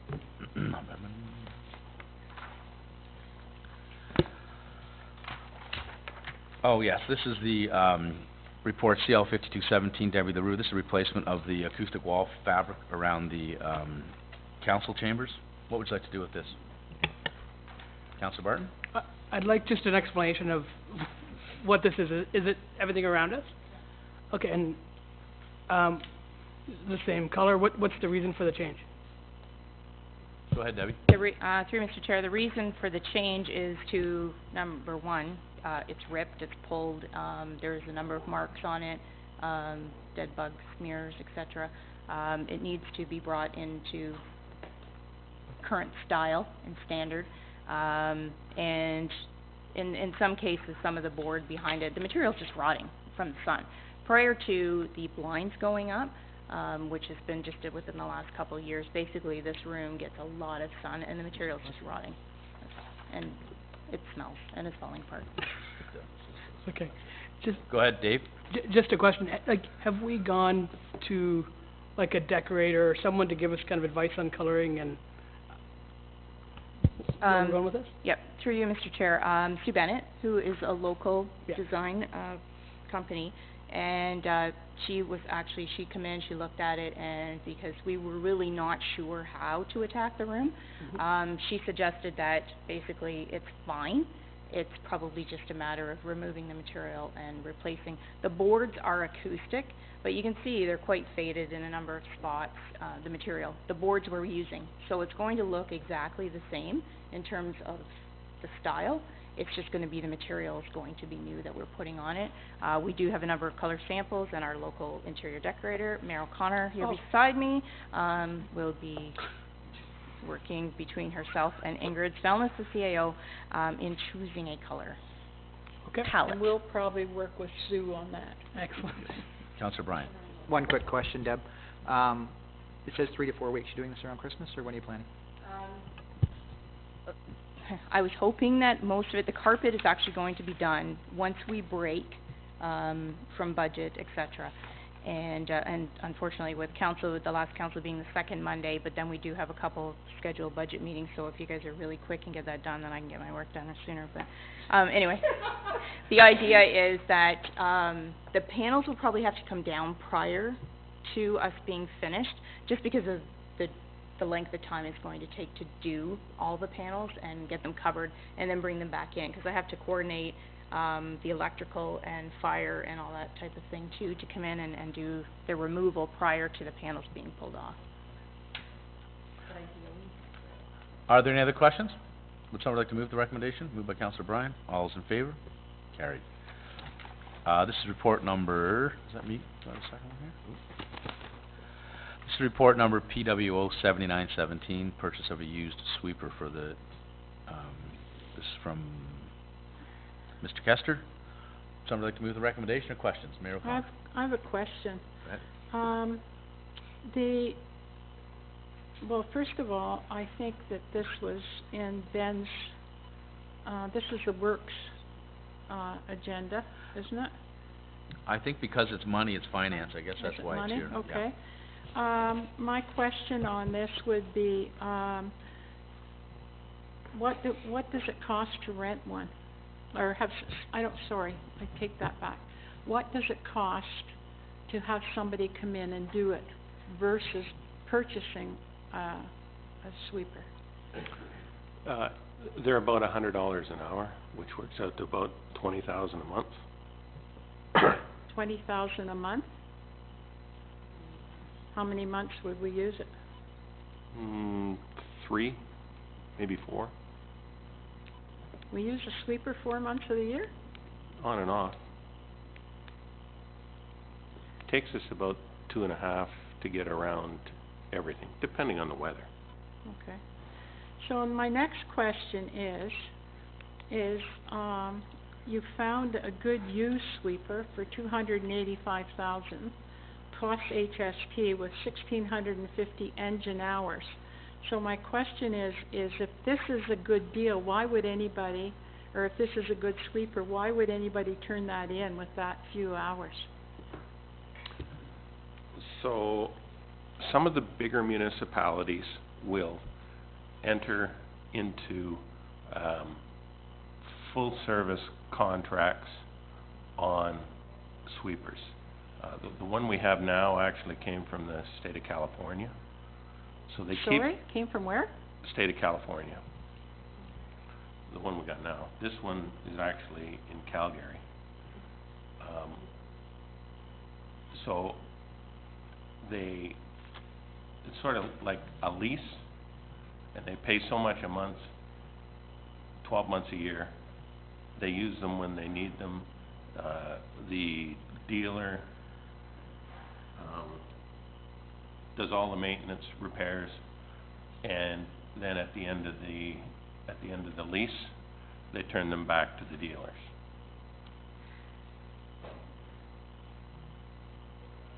Okay. Any other questions? Are you done, Mayor O'Connor? Yep. Okay, Councillor Hyatt? Yeah, I have no problem putting a hold on this, but just to talk about what we've just discussed about leasing, could you bring up a schedule to budget, Ben, on what it would be comparably to lease the same kind of equipment? That way we can make our decision whether we're gonna buy this one or try something else. Okay. Cost to lease instead of, okay, yep, Just a comparison between yep. over whatever it is, a 10-year time frame. Okay. Oh. Councillor Barton? Yeah, just, in addition to what Gord said, could we add in one more column? So buy, lease, and then subcontract? With, which you said would be about 20,000 a month. Okay, Ben? Yep. Great. All those in favor? Carried. Those are my only two. Under other business, accounts for October, do you have any questions? I have one quick one for the halls, I don't know who can answer. The defib charge is $250 every quarter. Do they inspect them every 3 months? Can anybody answer that question? Is that what this is called? What's the term for it? Sorry, just give me 1 sec. Well, I'm on the, I'm just on the accounts. Yes, I know, but what page? Let's pick Sanford Hall, it was one under Sanford, I think.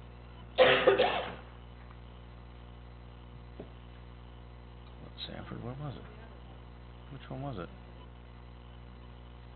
Hang on a second, no, so it wasn't Sanford, I'm trying to find out where it is now. So the basic question is, Are they inspected quarterly? There's a $250 every quarter. Oh, I'm sorry, I think that's in your report coming up later. Is that where it is? Sorry, Karen, I think it's Karen's report. Sorry, skip that.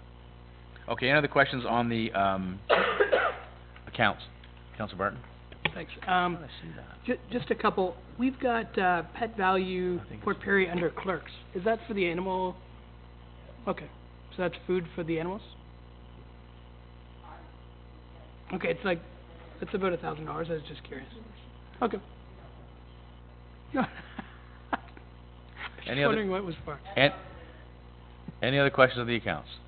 Would somebody like to move them? Councillor Bryan? All those in favor? Carried. Oh, well, that's where it is coming up, yeah, it's in Karen's report. Questions of the press? Everybody's good? Everybody's happy? All right, great. All right. I will turn this over to Tourism, Heritage, Community Programs. Oh, public, anyone in public? Brock, go ahead. Good morning. Good morning. When you come to the when you come to the 2018 budget meetings in December, we'll report DR 51/17 from Donna. I read you, quote, Treasurer, re-budget to actual report for the 9 months ending September the 30th, 2017. Will that report be available in hard copy to the general public? Please. I think I can answer that. I think when we do the budget, we have actuals to the day, in the budget. In other words, if we're at a December the 15th meeting, the numbers that we're looking are, which are public, will go to like December the 14th. So they'll be current? As current, yeah, as they have been the last number of years. Yeah, okay. Current when we discuss the numbers. All right. Every time we print it, every time we change it, we come up with more current numbers. All right. So Okay, thank you. we'll be current, Brock. Any other questions from the public? Any other questions from the public? No? Good, I'll turn it over to Heritage, Councillor Beach. Thank you. Open Tourism, Heritage, and Community Program Committee correspondence from Rodney Voss about Uxbridge Pickleball Club re-update on Uxbridge Pickleball Club. Any questions on this? Mayor O'Connor? In their letter, and I look under the short term, I'm suggesting that maybe one of the places they could play, and certainly open to why they couldn't play, would be the seniors hall. That is vacant most days. So I'm suggesting that that could be a place where short term they could play, but also, and that would be in town, which is considerably closer than driving to Leesdale. The other thing is under the long term, we need to make sure that pickleball is included in our rec plan, long term in our rec plan. It's a very fast growing sport, and we need to be prepared for it. So I don't know whether Amanda, you might want to come up, or maybe there's no need, but I think that we should look at the seniors hall, and if in fact we can put the markings there. I know the markings are there now for shuffleboard, but I have no idea what markings are required for pickleball. I can tell you, Mayor O'Connor, it looks a lot like badminton. Mm-hmm. Very similar. Whatever that looks like. Oh. Lines on the A floor. really small basketball court. Yeah, and I mean, tennis courts are perfect outside in the weather, but certainly you're not playing pickleball in the winter on a tennis court.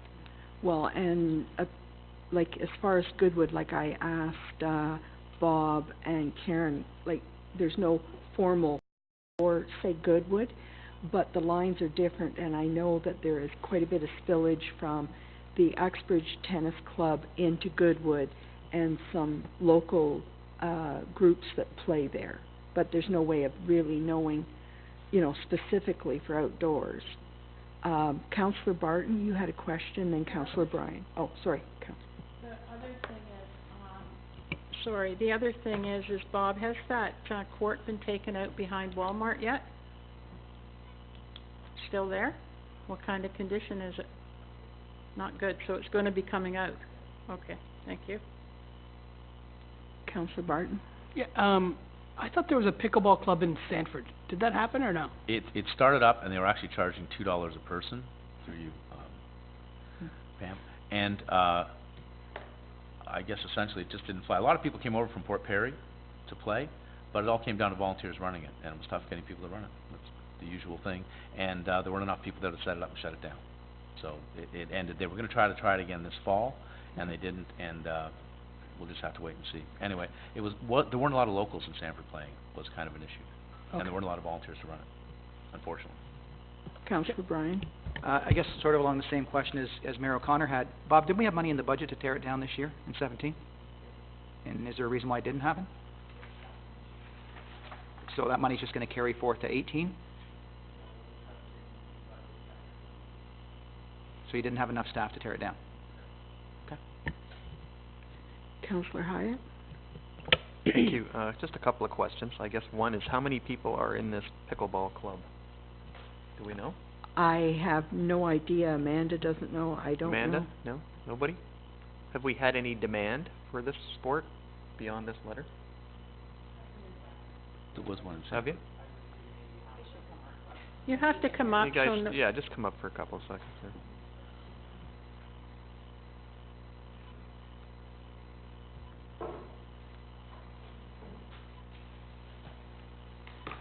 Yeah, so I think both of us have received quite a few requests, like you said, a half a dozen probably. Okay. There is a From very this, from this group or from others? Well,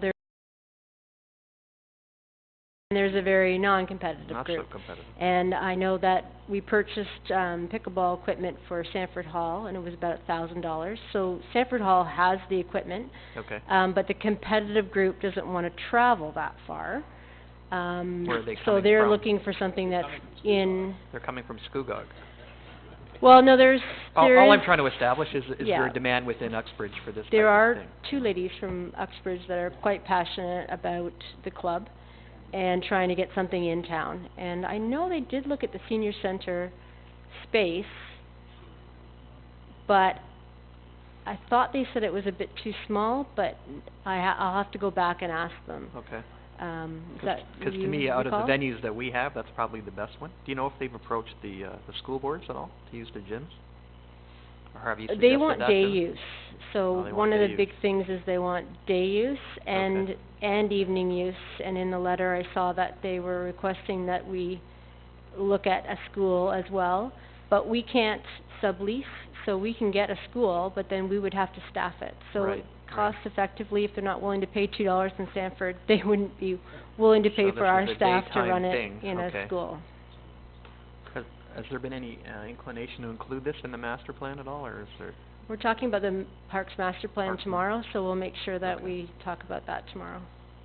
I guess what I'm hoping to achieve is if there are people within Uxbridge that are prepared to do it, then I would fully support it. I don't think we're running a league here for people from Port Perry, that's just my opinion. Councillor Malloy? I guess, the biggest, I guess hurdle that we found in pickleball is that pickleball has a couple different lines on the floor that aren't the same as what's in any gym typically. And what has to happen is that the players come in, they have to tape the floor, they gotta put the lines in the floor. It usually takes them an hour or so. We can't leave the tape on the floor, then you gotta rip it up for the next time they come to play. That's the biggest hurdle. And what all of the pickleball groups want is to have somewhere where they have a floor that's already painted with lines on it. Because putting that tape down on the floor and there's no other way to do it. There needs to be lines on the floor to play the game properly.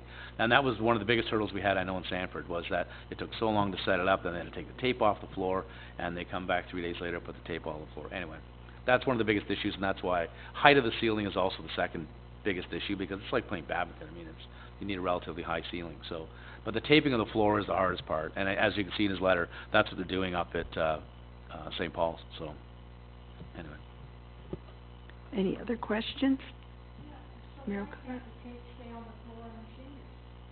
Because you can't mop, if you mop it once or twice, it looks horrible. It's all black lines on it. It sort of collects the dirt. They're using usually 2-inch, red, what do you call it?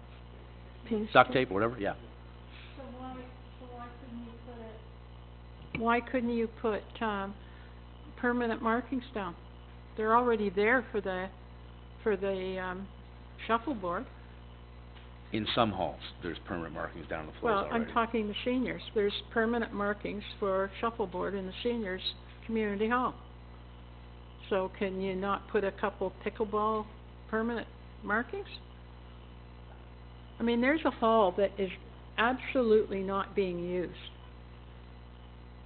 We can look at the cost and what the configuration looks like, and I can get in touch with the two ladies from Uxbridge that, did look at the senior center as being one of the spaces that they would have liked, so I'll find out from them if that is a good space and what the lines would cost, and we'll try and bring it forward for budget. Okay. So, also, we need to make sure that, when we're reviewing the rec plan, okay, that's pickleball is included in that.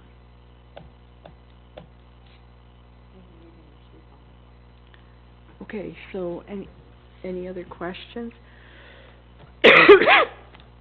So who's, I'll make a motion Okay. that the Tourism, Heritage and Community Programs coordinator, who is Amanda, work with Bob to look at making a decision whether the seniors hall could be used as a permanent location for pickleball until such time. I mean, there's a great thing that we could add to the hall of the pool when we do it. So it would be a temporary space until that building gets done. okay, all those in favor? Now, the other, sorry, go Ingrid just, Ingrid just brought another thought.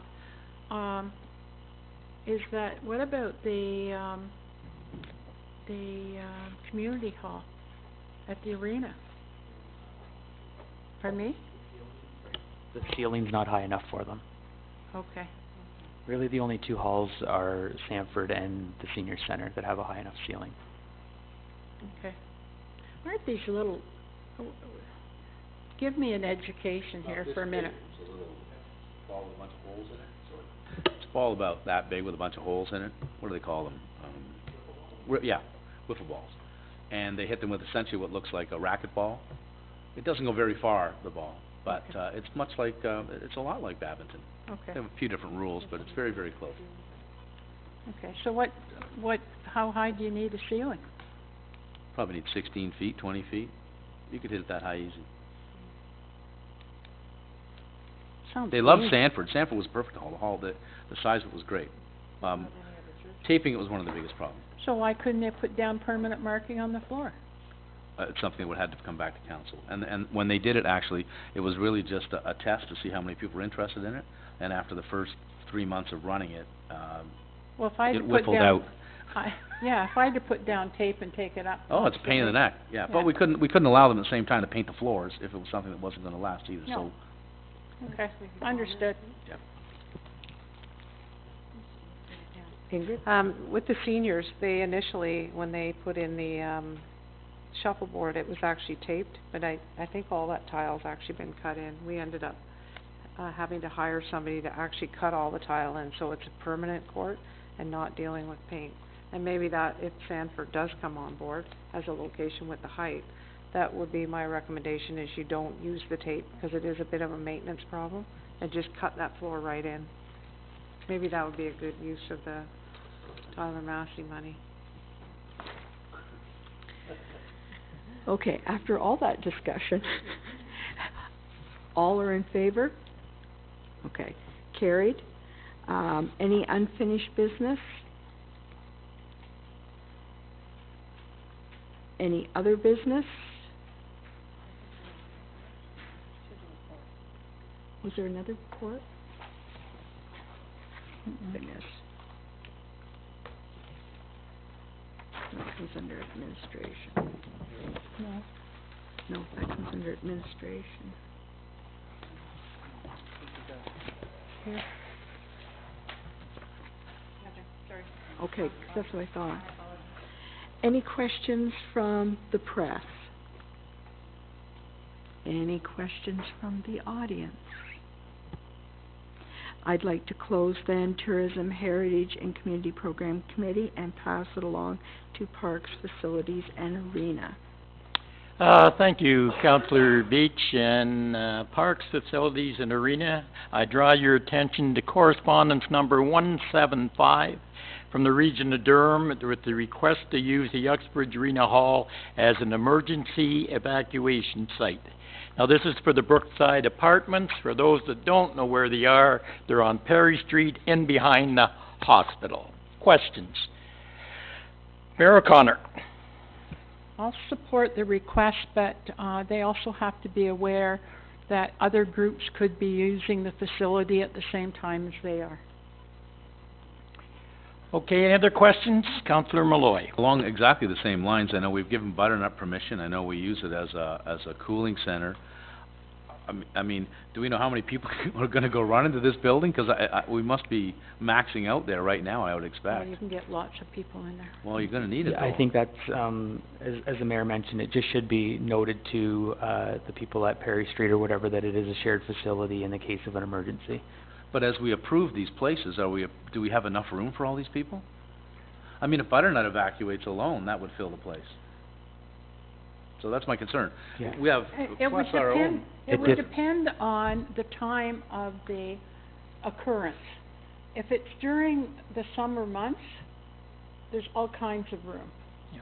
If it's during winter, Yeah. then that presents a bit more of a problem. But I'll tell you, in the case of an emergency, I mean, it would be a mega emergency, when we have all these, people congregate in the arena, things will work out. I'm just saying it'd be nice if we knew that, as we go along, how many people have applied, how much room there actually is. So in future, we're not giving Well- permission for 1,000 people to fit into a room that holds 400. That's all I'm saying. We But should have some, we have to look at, Councillor, with all due respect, we have to look at the stands as well. I in the mean- summer. Well, I guess. Oh, well, in the winter, well, because we've got heating in there, so So that'd be good. we've got, I think 1,000 could sit in the stands, can't they?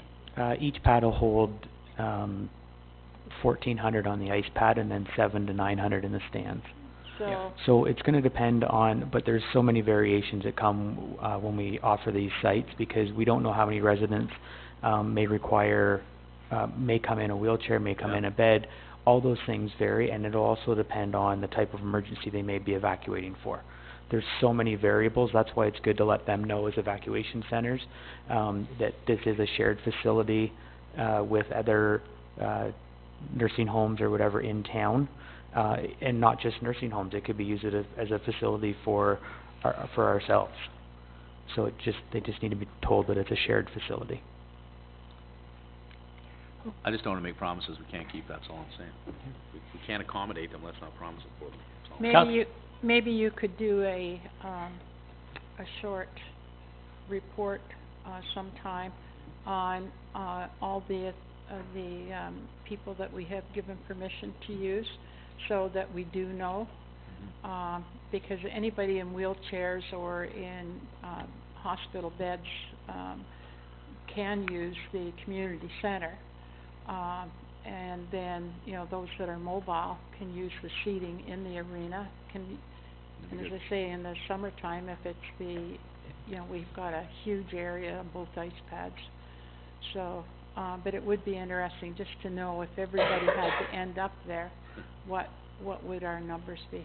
Just speaking to that right now, currently we have, requests or agreements with, all of them in town with the exception of, is it VersaCare on Reach Street? Or Reachview? They use the senior center, I believe. The rest of them are requesting the arena. So Butternut, Perry Street, the new one on Douglas Road, all those ones are requesting the arena. Yeah, there's a lot. Yeah.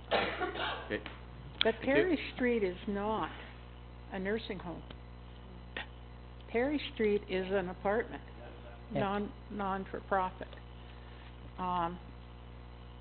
So I mean, again, if there's a big emergency, our number one concern is, or should be, for the nursing homes, to get them into a safe place, okay? Because, Perry Street is no different than Reachview. It's no different than Two Testa. So I think that we have to look after our people that are vulnerable. Okay, Councillor Bryan, please. Thank you. Would you like a lozenge or something over there? Yeah, driving Holy us all jumping. nuts. I don't wanna be in the center with her. Just a couple of things. I appreciate what you're saying, Councillor Malloy, but I think at the end of the day, we have to look at, you know, how many different centers we have and how many different people. We're looking here if it's a huge issue and everybody's involved, but it may just be a site-specific emergency. So I think in that instance, what we had talked about, I think that's fantastic, and we really have to take care of these residents. So I'm in favor of this. I absolutely am cognizant of the fact that you say it's a shared facility, but I think we want to move forward with that and certainly follow that recommendation. Okay, I'll need a motion from someone that, from Councillor Bryan. I would like to mention, though, we have to notify the region to who the contact person is, so you may want to put in the letter already the people that have been designated to use the same area, just as a courtesy so they understand that. Okay, vote all in favor, and that is passed. Okay, we'll now go to report number PR 1317, which is the grass cutting tender. Okay, I'll start with Councillor Malloy. A very quick question, Bob. I noticed that 266680 was the same amount for Zone 5 for Steve King and for landscape. Really? I mean, they've two of them come in at exactly the same thing Down to the penny. I just wondered if it was a typo, that's all. Go No. ahead, that's fine. No. As long as you checked. Okay, Councillor O'Connor. Or Mayor. Yeah. Yeah. I get used to the region when they call all of you councillors.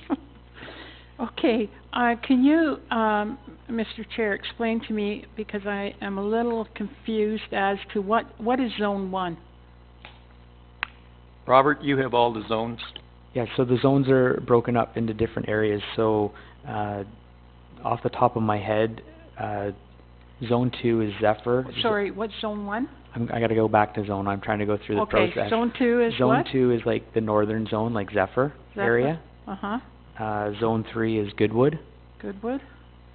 Zone 4, 5, and 6 are basically most of the stuff in town. Okay. And Zone 1 would be like Heritage Hills area, anything on Foxfire, that type of stuff, kind of south of town.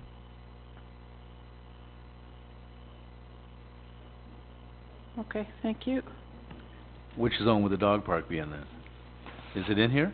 I understand it is, Yeah. right? Cutting Okay. the dog. Zone 5, I believe.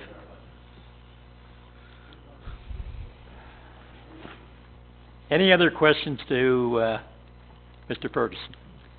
Can I have a motion, please? I'll move the recommendation. Thank you. All in favor? Moved by Mayor O'Connor. Okay, I draw your attention to report number PR 1417, and this is to deal with the automatic door opener for the arena hall. Questions? I'll move the recommendation. Okay. I thought it was done. Moved by Mayor O'Connor. All in favor? And that is carried. Did you have a question? Go ahead, Mr. Barton. Sure, this is through you to Mr. Ferguson. The automatic doors in the arena, are they the push-button style that we have everywhere else? We don't have any of the Canadian Tire or Zehrs style, where as you're walking up, sensors pick it up? Ours at the arena are all the push-button style. Okay. Yep. Have you ever priced the other version? Yes, we have looked at the other version. We looked at it as part of the retrofit when we did the renovations on Pad 1. Off the top of my head, you're looking at like 40,000. Okay. Thanks. Okay, now report number PR 1517, and this is the process for determining the removal of hazardous trees. Questions? Councillor Bryan. Thank you for bringing this report forward, Bob. We've had discussions, as had most of staff, in regard to this. The one issue that doesn't address, and the one I had talked about and I was looking for in this, is if we tell a resident that there's no danger to their house, right? And that's there's no recourse, right? So if you've done this study, you've done all this, and a tree breaks off and goes through their window, right, for the sake of an argument, there's no recourse on the residents, right? And that's what I was looking for, where we could say to them, no, we've checked this out, and this is safe, and this is fine. So if this particular resident that caused us to write this report comes back to us, she doesn't have a leg to stand on? Yeah, so what we do in a situation like this, and we get these calls quite often, I'm gonna say, at least half a dozen to a dozen times a year. A lot of times more in our, like, dealing with like a trail off of South Balsam or something like that goes through a residential property. So there's so many trees, forested areas that we look after. We go out and assess the situation. Staff generally makes an educated decision saying, okay, and as I noted in here, the type of things that we look at when assessing the situation. If there's no property and it's not just if they hit a residential, if it hits their house or something, if it could take down their fence or if it could reach into their property or somewhere where someone may be walking, so there's a safety risk to a pedestrian and so forth, then it's something that we would take down. If we go out and assess it and there's no risk to doing any property damage, this resident, as we dealt with, took it a little bit further, thought that it might have been a fire hazard. We had the fire department come out and look at it too. Fire department said there's no fire hazard with it. Explain those things to her. So there's no risk to the trees that she was in question. So yeah, we have a letter coming from Uxbridge Tree Service. He's been out on site as well. He just got back from holidays, so I didn't have the letter for today. But he's sending us a letter saying there's absolutely no risk to the trees that are out there. That would be great. I was speaking with Amanda about that, and she was going to go meet with the residents, so perhaps she can take that letter with her.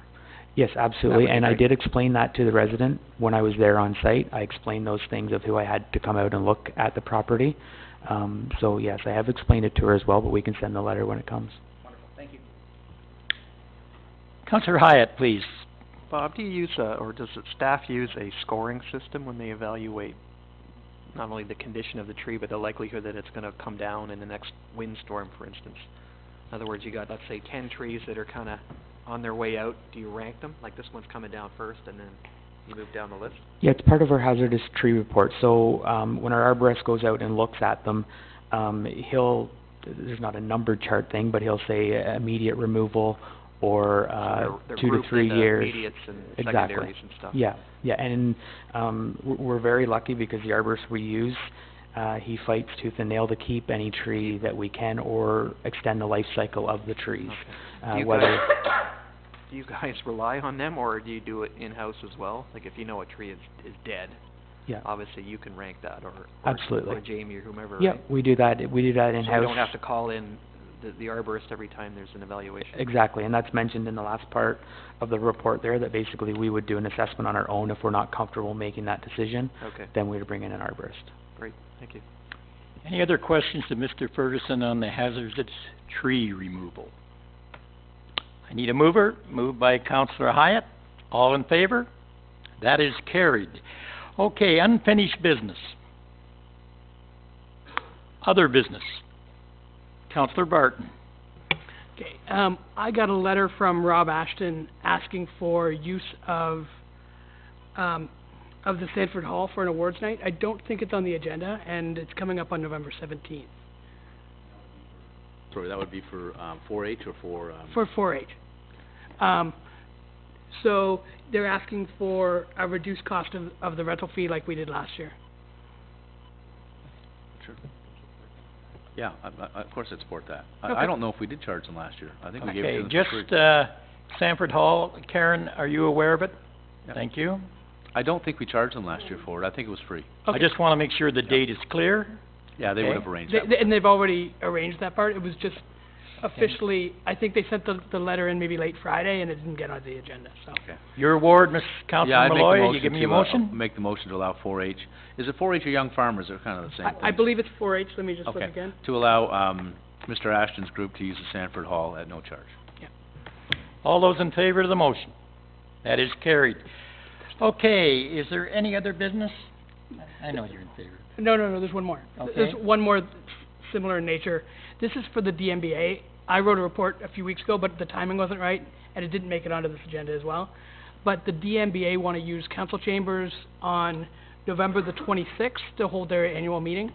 the council chamber's free, we've already penciled it in.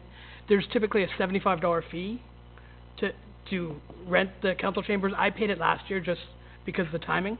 Can we have, that free to the, I'd prefer not to spend that money this year. If we could support that. Well, it's busy here on Sundays. Yeah, I know. Councillor Malloy. Is there a particular reason why they want to use council chambers as opposed to a hall someplace? I think that the acoustics are perfect. It's in the right location. That's just what they have to use. And it worked perfectly last year for the meeting. So they'll be sitting up here? Is that what it is? I'm just No, wondering. last No, year. I'll tell you why, we've had some things here, and it's a good warning to us to get the stuff out from under the desk. I mean, if you've got things in your desk here, you know, when public use this, you wanna make sure it's not there. That's all. No, that makes sense. Last year they had the seats facing this way. They wanted the projector and, but the only person who sat up there, I actually took Donna's spot because I wanted to know what it was like to control the money. Councillor Bryan. So I guess that's not at home either then? No, of course not. Just a quick question for you, Councillor, so I assume you'll be here to open and close? Because you're fantastic, then I'm fine with that. Councillor Hyatt. Yeah, just up on that point, does staff any issues with them using this building? Huh? No, I meant just the use of the facility, there's no issues? No? I don't think there's any Debbie, issue. flip under the I mean, York Durham Heritage Railway has They use use it? of this chamber sometimes as well, right? Then I'm good with it. That's fine, sure. And this is just once a year. We used it last year as well. I can support that. Mr. Burton, Councillor Burton, will you give me a motion on that, please? I move that we support the DMBA to have their annual meeting here and waive any fees. All those in favor? And that is carried. Under other business, just, Robert, I wanna thank you for getting the arena sign. I see it's up. I see it's just gotta be programmed now. It's great, and I've gotta get a couple invoices to take to a couple sponsors, and we'll get that money to the township. But, nice job. Questions to the newspaper, please. Yes? Yes? Under other business, and I won't call you Robert, 'cause I've always known you as Bob. Bob, has there been any adverse effects, with Port Perry and Uxbridge Minor Hockey's amalgamating as far as rental of time? I mean, I could tell you, Port Perry doesn't like playing over here, and we don't like playing over there, and, apparently the teams don't sit together, and I mean, I've heard all kinds of horror stories, but I just wanted to know from a rental or ice rental point of view, what kind of effect has it had, if any, on us? We've seen no effect. We were sold out before and they continue to book all that ice time. They actually do have a request in for more ice if it comes available. Oh, good. We haven't seen any effects from it, but it has been a challenge for everything else that you mentioned. Okay, thanks very much. Questions from the newspaper, please. No questions. How about the audience? Brock? Thank you, Jack. I'd like to refer to report PR 13/17. It's for the grass cutting for the years of 2018 and 19. Do I understand that we have firm prices for 2 years? Is that? Yes, that's To correct. you, Mr. Ferguson? That's correct? Okay. Mr. Bergson, can I ask what percentage of those prices for 18 and 19 over 2017? Is there an increase? Some companies, when they submit their bids, will submit, the way we do it is they'll submit 2 years. Yeah.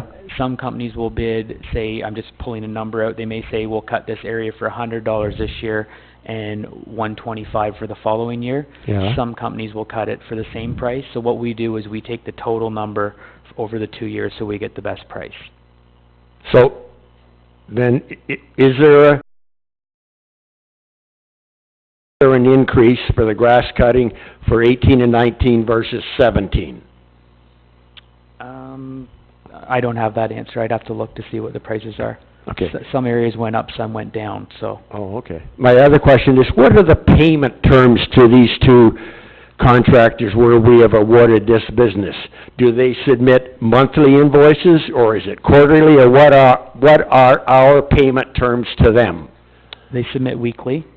They submit weekly to us, and we submit payment back to them, bi-weekly. We ask them to submit weekly so we can check, everything that they cut on a weekly basis so we know what they're doing. Is when we go out to a tender, do we specify what the payment terms are, or is it kinda loosey-goosey? It's all specified. It's all specified. Okay, thank you for your time. Any other questions? Okay, thanks, to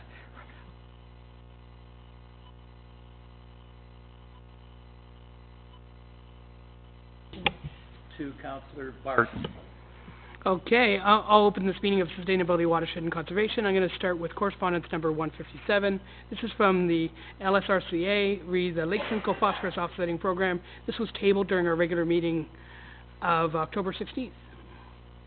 Yes, Councillor Moore. First of all, I'd like to make a motion to lift this from the table. Okay, all those in favor of lifting this from the table? Carried? One of the reasons it was tabled is there was some concern over, what happens to the money, that's charged and where does it stay, and actually, I'll read you the response, it's very brief, from Lake Simcoe Conservation Authority.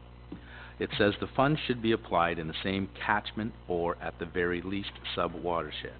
This is in all likelihood will mean the funds will stay in the same or neighboring municipality, regards Mike, and that's Mike, the CEO. And I think the explanation for it is there's a few scenarios that you could look at, and this is all about we have to charge the fee that we're going to charge because they're not controlling enough of the phosphorus. So what this comes down to is, do we get to keep all the money and get to fix our stormwater management ponds? That's sort of the issue, and that was the question that came up. And I think part of the reason why they're a little bit vague in their answer is that you may end up in a situation in a municipality where they don't have any needs for any more funds. Perhaps everything's up to date. So they don't want to limit themselves to that. And I think even Councillor Ballinger alluded to the fact that, think about it, all of the expansion is to the west, and the likelihood of them generating much larger amounts of cash that may in fact benefit us down the road is probably why they're a little bit vague. But the intention and the spirit of it is the money that they charge stays in the area where it's been generated. Thank you. Okay. So I would Okay, any questions on that? Okay, all those in favor of receiving the report? Okay, that's carried. Thank you very much, Councilor Malloy. Next item is number 176. This is from the TRCA, re the Greater Golden Horseshoe Natural Heritage and Agricultural Systems. This was seconded by Jack Ballinger last time. Moved by Colleen Jordan and seconded by myself. Okay, what would people like to do with this? So, Councillor Hyatt? Yeah, if Councillor Ballinger doesn't want to do it, I'll receive this information. Well, I thought maybe you had some questions on it, so that's fine. Okay. It's quite a long, convoluted report, so. Yeah. Okay, all those in favor of receiving this report? Okay, that one's carried as well. Okay, and then the next one is, it's under other business. It's from the Lake Simcoe Regional Conservation Authority, read the 30th Annual Conservation Dinner, and that's on June 13th, 2018. Yes, Councilor Malloy. I'd like to recommend, I think last year we bought a table. I think we only bought a table for 4. Did we buy a full table last time, or was it just for 4? Yeah, I was there. Your husband was there, I think, too, Pam, wasn't he? Yes. Was there anybody else? I wasn't there. I think I was... Debbie, were you there? Oh, so we must have bought a full table. And Ingrid. Okay. We must have purchased a full table. Then I'd like to make a motion that we purchase another table again this year. Okay. All those in favor of that motion? Okay, that's carried as well. All right. Any other business? Okay. Any unfinished business? Questions from the press? From the audience? Okay, I will close this meeting and pass it over to Public Works. Thank you very much, Councillor. I call to order this meeting of Public Works and Operations. First item is a piece of correspondence. Item number 177, Town of Amherstburg, re-concrete barriers on Highway 401. Questions, comments, concerns? Councillor Malloy, then Councillor Hyatt. I'd support the recommendation, support their cause here. That's a terrible stretch of highway, for sure. Okay. Councillor Hyatt?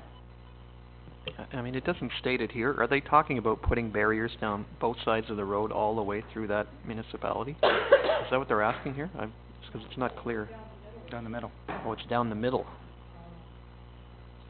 So it's to keep Sorry. trucks from crossing the median, is that the goal here, right? And cars? I mean, if it's where I think it is, and it's quite a dead, piece of highway. A lot of people go to sleep Yes. driving down there, No 'cause pun it is intended. straight and it's flat and it's like driving through Saskatchewan, but, I'll support that too. Okay. It's We probably have the worst in Ontario. I have a motion on the floor. All in favor of the motion? Carried. Next item of business, item 178, Cynthia Veal, concerns regarding speeding traffic on Elgin Park Drive. Councillor Malloy. Just a quick question for you, Ben, if you don't mind. When Bev Northeast was in speaking on the, what committee is she on? Energy Conservation Committee. She talked about the fact that the Township of Brock had reduced all of their speed limits in Brock to 40, and as you enter Brock, there's a sign that says the speed limit is 40. That's their default. We've been waiting sort of for the province of Ontario to come up with some sort of default. You can go to 40 as opposed to the 50 we currently have. Do you know if that's possible to do that in a township? Just establish the fact that in this area all roads are 40 kilometers an hour? Or do we have to stick to the default still? You may not have that answer, but perhaps you could get it. I'm in the process of trying to arrange for a traffic engineer to come and speak to council and answer all your questions about that and any other issues you have. Great, thank you.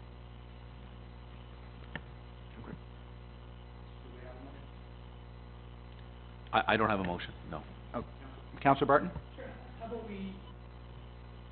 I'll make a motion that we forward this to we forward this to the Director of Public Works and he can include this in his recommendations for pedestrian safety that I believe is coming in the next couple of months. All in favor of the motion? Carried. Thank you. Next item, item number 179, Paul Michael, proposed bus stop location at 2499 Brock Road, near Pathways on Pleasure Valley. I can see Councillor Ballinger first out of the gate, then Mayor O'Connor, and then Councillor Malloy. Well, thank you, Chair. We probably both talked to the same commissioner or the manager. It's in their hands right now. There's 3 bus stops in Uxbridge that we're dealing with. There was one at the end of Center Road and Brock Road, and the gentleman did not want a bus stop there. So I got his phone number and everything and took it to the region, and they're dealing with that one. There's a request for one that's to go up into Quaker Village Drive. I gave them the address, and they're dealing with that one, and they're dealing with the one at Pleasure Valley. They're looking at it. That's all I can say. Maybe Mayor's got more to say. Sorry, no. I got a couple more. It's Mayor O'Connor, then Councillor Malloy, and then I have something, and then Councillor. I was just going to suggest that this piece of correspondence referred to Durham Transit, so they have a record of it. I have it already, okay, and Councillor Malloy? I'm okay. I was just concerned, didn't specify whether it was Durham Transit or whether it was school bus. I wasn't really sure when I read it originally, so it's Durham Transit. And as well, Councillor Ballinger, I was into Walmart, and they're looking to have their bus stop changed, because they have it down at the bottom of the road. They're looking to have it up top by the door. If you could take that to the region as well, because you need that full plate, buddy. I know. I can do that. Very good. Thank you very much. Councillor Barton? And actually, I withdraw mine because the request, someone sent me a text that I do the same thing. Walmart. So, yeah. Walmart. They just want it moved. All right, we have a motion on the floor. All in favor? Carried. Report to committee. Report PWO 7417 of Ben Kester, Director of Public Works and Operations, retender U1731, Barton Farms sediment removal tender. Questions, comments, concerns? Councillor Barton, then Councillor Malloy. Just a quick question for you to Ben. It appears that we only had one person bidding on this, is that correct? Or was there more than one? Well, there was 2. There was 2? Oh, Yep. okay. It didn't look like that to me. Okay, that's all. Thanks. Councillor Malloy? I was just going to move the recommendation. All right. All in favor of the motion? Carried. Next item, report PWO 7517 of Ben Kester, Director of Public Works and Operations, reflashing light concession 6 driveway. First up, you. There we go. Don't cough. I'm hoping not. So Ben, you looked at the price of the flashing light installed, but there was no report asked about the reduction in speed. And I think I had mentioned at one point the possibility of an entrance onto this property from Wag Road, which possibly could have the ingress and regress issue, addressed and a better safety viability, which,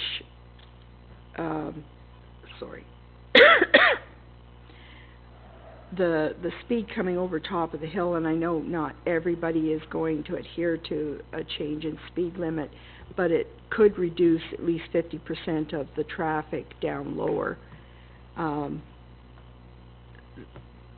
Your response to any of that? Ben? I know we talked about it, but it never made it into the resolution. Maybe it's time I hired an engineer to have a look at this and make a recommendation. Because, like, the light doesn't resolve some of the problem, and we're just getting a driveway in off of Wag Road, because there is sort of an entrance there already, if memory's serving me correct, that it might be a better solution for the resident. Mayor O'Connor? Oh, sorry, I'm sorry, Councillor, are you still speaking? I'm sorry. Probably not speaking anymore. Okay. Mayor O'Connor? I sent out an email, I believe, to everybody last night, regarding this entrance. And I understand the owner's concerns. This entrance has been there since, easily 30-plus years. And to my knowledge, there hasn't been an accident, but that's not saying that there won't be in the future. But I think we have to be very careful as a council, because we have numerous locations throughout our municipality that are every bit as dangerous, or more, because of where they are. However, and I don't know, Dave, if you sent everybody your email? Okay, so I thought that the email that Councillor Barton sent out, showing markings on the pavement, was something that maybe we could look at, because if you see something written across a road, you usually pay attention to it. So, Ben, I would like you to have a look. Did you send it to the? Okay, just have a look at this, because it's something that maybe we could look at. Other than that, I think our only suggestion there is that if the driveway is still causing the owner some stress, and I certainly can understand that, is that there is an option to put it in off of Wag Road, but we'd also have to be aware that there would have to be some fill brought in, because it is low in that area. So that's all I really, I just say, please be careful, because I bet you I can name 20 hills easily that are every bit as dangerous as this one. And we have to remember, whatever we do for one, we have to be prepared to do it for others if they ask. And as I said, I certainly appreciate, I've gone in that driveway many, many years, because the former owner, son, was a very close friend to my son, and it isn't a nice driveway. Councillor Barton, and then Councillor It would Lloyd. never be approved today. Or Mayor. Just in regards to that, the photo I sent, it had some writing on the road, but that was from Google. That was Google that wrote that. Mine was just basically a slow hidden driveway sign with a speed limit one underneath, as a recommended speed. Anything in yellow or orange, anything without a white background, in fact, isn't a legal speed limit, but it's a recommendation, where we have for ramps or hidden driveways or whatever. I just thought the way, and I would have put it not on the side of the road like it is, I would have put it right across the road. And just say, hidden entrance. Yeah. But, Ben, can you have a look at those two suggestions? Sorry, Councillor Barton, you're still going? Yeah, still going. Sorry. No, it's totally fine. And I also, when I did that long drive back from Virginia and went through a million little towns like Uxbridge, often they did have lots of lettering right across the road saying school zone and things like that. And they do change the way you're driving. Mhm. So, Councillor Malloy and then Councillor Hyatt. I think, I agree with Mayor O'Connor on one thing. I can tell you so many places around the township will have similar driveways that are very, very dangerous, no question, and probably wouldn't be approved today, as you suggested. And riding on the roads, that's where I'm still a big fan of those Dragon's Tails. I think they're great when people feel them and drive over the ones just like north of the Fields of Uxbridge. I think they're great. You notice them, you see them, and I don't feel that at all. oh yeah, it works for me every time. That's all I can tell you. But and I think they're coming to our, as reported, they're coming to our hamlets very, very soon. But I still go back to the, I thought the consideration was, help them out by putting their driveway on WAG. That would be the safest and probably the best alternative, wouldn't it be? So I don't know why, I mean, that's what we should be going with this. I mean, it appears, I don't think, and I think the gentleman was here, he wasn't happy with any signage anyway. There was nothing that made him happy. He wanted us to knock the hill down, essentially, as I recall. Call me crazy, but, so either he goes on WAG, or I don't think any of these options are gonna be satisfactory to him. Thank you, Councillor Crazy. Councillor Hyatt? Yeah, just on that point, I think we're rehashing this to death. Let's let Ben go back and if he has to hire an engineer to evaluate an entrance off WAG, let's start with that.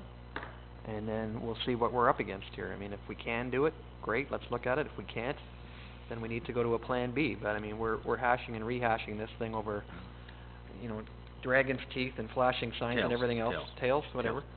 Let's get an authoritative approach here and let Ben do what he has to do. O'Connor, last word? Sorry, I'm glad when Councillor Malloy goes over Dragon Tails, he feels a sensation, because I don't. You don't feel that? I do not feel that. Gets me all excited. Maybe.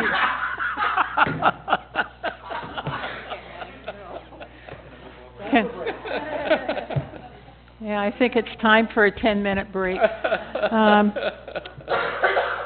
I don't support bringing an engineer in, because if we're going to bring an engineer in for this one, we're going to bring an engineer in for all of them.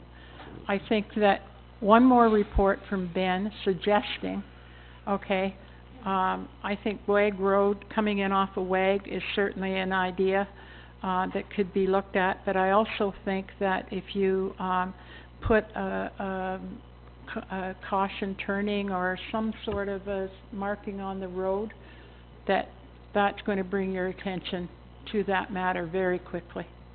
And you know what? It's very little cost to put painting on the road. So are you making that motion, Mayor O'Connor? And I will get back to you. Dave. I'll make a motion that that the Director of Works bring back a report looking at WAG Road as an entrance, and looking at the option of orange signage and painting on the road itself. And Councillor Barton, final word, and then we'll take the vote. yeah, and I support that. Just I wanted to mention that the WAG Road thing doesn't help out the Bennett family at the very top of that hill, which is also, well, no, we're talking about the one just north of it. No, I know, that's what, so Aaron lives at one, his old house was on to the north of it. Aaron lives in the old, Wood Newton, and then it's the Bennett. Oh, okay. So, it's the it's his home.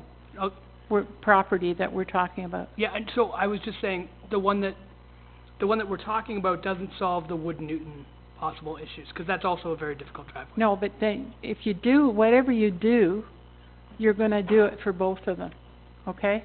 At the top of the hill isn't nearly as bad, because at least you've got sight lines, both to the north and to the south, whereas the Bennett household, or the Bennett homestead, okay, is partway down that hill, and if you're coming north, you have no chance of seeing anything as you're coming out. Yeah. Thanks. Okay, so we have a motion on board, on the table. All in favor of Mayor O'Connor's motion? Carried. Next item, report PWO 7617 of Karen Rill, Facility Booking Clerk, Reed Community Centers 2017 budget items. Questions, concerns, Mayor O'Connor, and then Councillor Malloy. And I take this the new Works Department building is the building to replace the buildings that's off of Main Street, is it? Sorry, originally it was an 80 by 40 shed at the Parks Yard. We're on Karen's, okay. Oh, I'm sorry. That's what I thought, that's what I thought. Question on that though. Explain item on page 109 is my message to myself. So, and it's defibrillator hospital designation fee, $1,200 ongoing. What is that? All of our halls. Pardon me? We have defibs at all of our halls. Right. So the cost to run those defibs for the pads, batteries, inspections, monitoring, that's what that's for, those fees. Once a year? I don't know if they're inspected once a year or quarterly. I can find that out. Ed has to go up every month and inspect the defibs, and then they may be inspected quarterly. I would have to check with Ed because he meets the people up there to inspect them. This fee would not be quarterly, would it? No, that's for the full year. It's $250. Right. Quarterly. Okay. Yeah. Per year. No. Okay. Per location? Per location. That's correct. Per site. So where do we have all of these? We have them at all the community centers. Just so you know, the $1,200 also covers the base hospital who manages the defibs. They do all of the testing, and they would also be the ones that if a defib ended up being used at one of our facilities, they can actually take the data off of that, which helps with the hospital, and that's part of that program as well. So and tell me where we all have the them. We locations have them are. in every single facility, and we receive 5 free defibs through grants that I applied for. So the last one we got was for Sanford, the Music Hall, Goodwood, Zephyr. They all have defibs now that all came from the Heart and Stroke Foundation grant program. And there is an ongoing cost to them, but also it does provide a defib in a hall if something should ever happen. Oh, sorry, and the other grant was for the senior center. So we have one in the music hall, one in the pool, one in Sanford, one in Zephyr, one in Goodwood, one in the arena. One in the town hall, one in the Zephyr, or one in the town library, one at the senior center. So every facility we have has a defib, with the exception, I think, of the Zephyr library, right? Doesn't have one, right? Yeah. So if it's $250 a month, just to check them. It's $1,000 a year a site. Okay. Well, no, it's $1,200, right? $1,000. Well, it says. I may have made a mistake.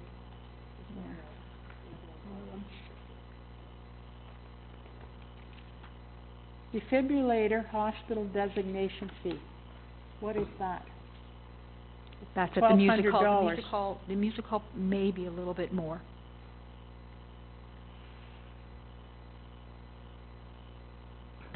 Okay, Councillor Malloy. Somebody better answer. Councillor Malloy, then we're going to Councillor Barton, and then to Councillor Beach. I can only suggest, and my knowledge of it is that Sanford and Zephyr are not monitored. They're not plugged in.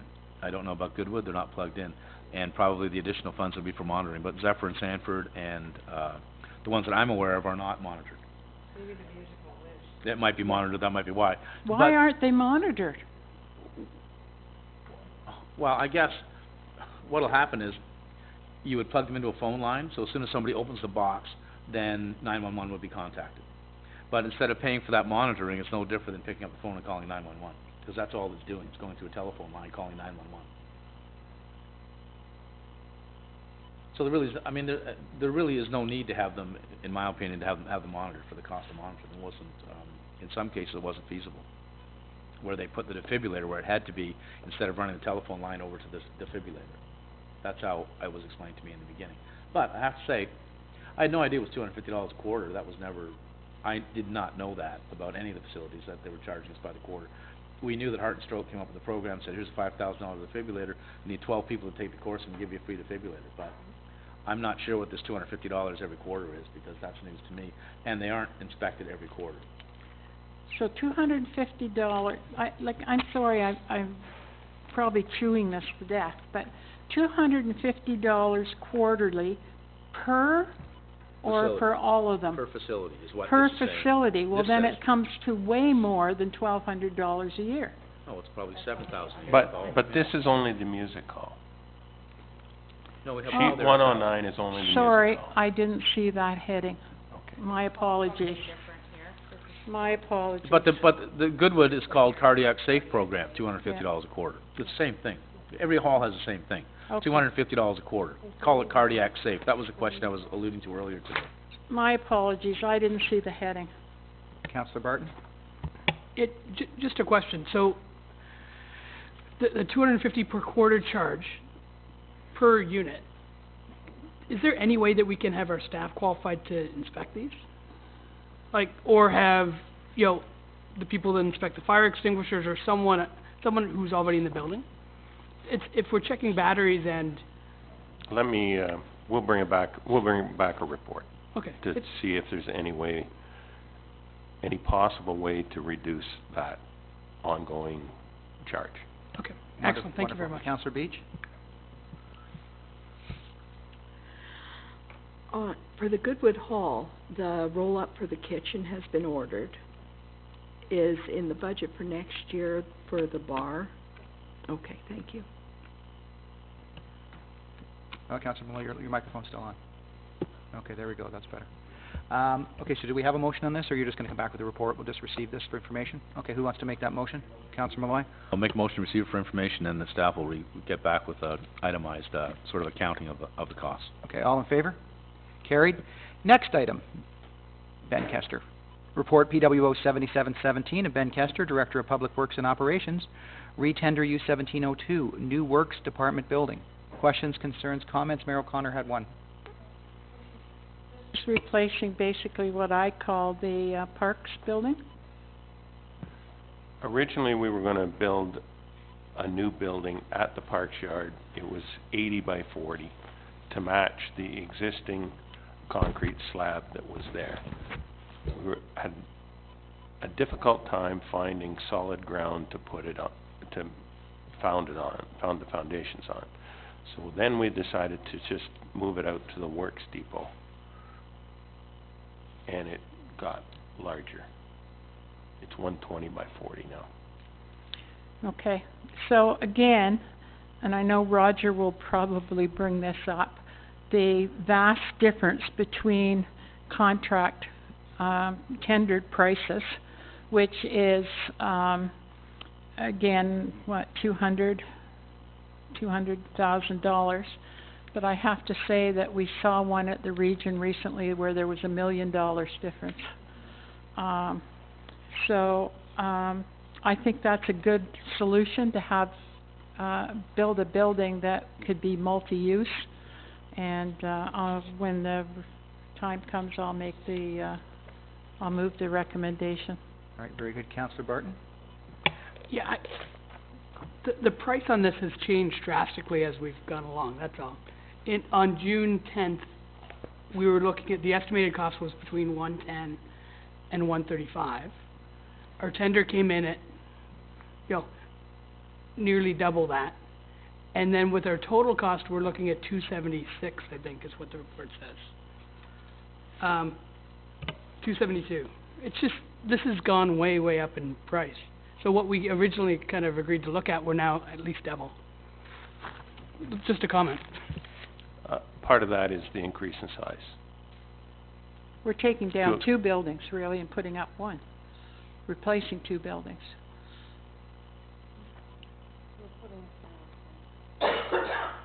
Proposed buildings, yeah. Right. The only one we're taking down, I believe, is the one, there's one at the Parks Yard that needs to come down. But we're adding space that can be used at the Works Department. For sure. Yeah. Okay, we have a motion on the floor from Mayor O'Connor. All in favor? Carried. Is there any unfinished business? Is there any other business? Councillor Ballinger? Yes, I was asked to check out a few things at the region level, and first one was the Durham Road 30 and 39. Councillor Malloy brought it to my attention, as did Ellen McGilvery. The region has looked at that bad curve, and it's a bad curve. They've been up there with their traffic people and their engineers. I have the results now. They first thing they did was talk to the farmer and cut down the cornfield, so the lines of sight are clear. They're putting in the flashing amber lights. They will also put new road markings on the roads, and there's 2 signs up there that have deteriorated. They will replace those signs. I have forwarded the email to Mr. McGilvery and also to Councillor Malloy. The second thing I was asked about was all the little hamlets. Could we have markings put in there? I talked with Commissioner Siopis a number of times, and it looks very favorable. It'll come into the budget. They went out and they've looked at Valentine and saw the markings there, and they will get back, and when I'm officially notified that they're going to do it, I'll let you know. Thank you, Councillor Ballinger. Is there any question? Oh, sorry, If I Councillor could just Malloy, comment to and then Councillor Mayor Ballinger, O'Connor. I suggested to Councillor Ballinger that, and I appreciate the regions looking into this, but there are 2 bends there, and both have very similar issues, both at the 3rd and 39 and 30 and 39. Anyway, thank you. Mayor O'Connor, and then over to Councillor Barton. Ben, can we remove the sign on the 7th in Crosby, please? It's saying, work partnership, that's a couple years old. And that's all, Mayor? Yeah, thank Okay. you. Councillor Barton? Yeah, and you might have mentioned this, through you to Councillor Ballinger. The speed signs, was that also part of what you asked for, as well as the dragon's tails that Councillor Malloy enjoys? They're looking at all the speeds, the hamlets, but it's tough to change the speed, I'll tell you, because all you got to do is look at Durham Road 8. Look at look at Highway Regional Road 23. It doesn't make any sense to me that people coming from the east across what some people call the Reach Road, they come to that light, they're doing 80 kilometers, so the light is red. So when it turns green, they get back up 80 kilometers. They get up the road and just start halfway up the hill. It drops right to 50 kilometers. Meanwhile, in between that section where it's 80, you got golf carts crossing the road, people now stopping and turning into Scramble's restaurant. It makes no sense at all. So what's that? Now, I appreciate what you said. It's actually not exactly what I asked. I know what you asked. I should have been more specific. What I was looking for was the digital speed signs, and the region just installed one in Claremont between Brock Road and Old Brock Road. There's one there, and that one might be portable, but I've been driving there a lot recently, and it changes your behavior. You do notice when you're at 55 and a 50, it flashes, and it does change my behavior. So Obviously I misbehave there normally, and I don't anymore. So where would you like to see some? I would like to see those as we enter the hamlets. So certainly Leaksdale, that's one that's a major problem. So Leaksdale, Eudora, like as you're entering our hamlets. I will look into it. Thank you so much. All right, questions from the press? Roger, always a pleasure. Not always. Councillor, I wonder, talking about the defibrillators that the Mayor mentioned there at the halls, would Mr. Ferguson be able to tell us if any of our defibrillators in the township have ever been used? Bob, would you know off the top of your head?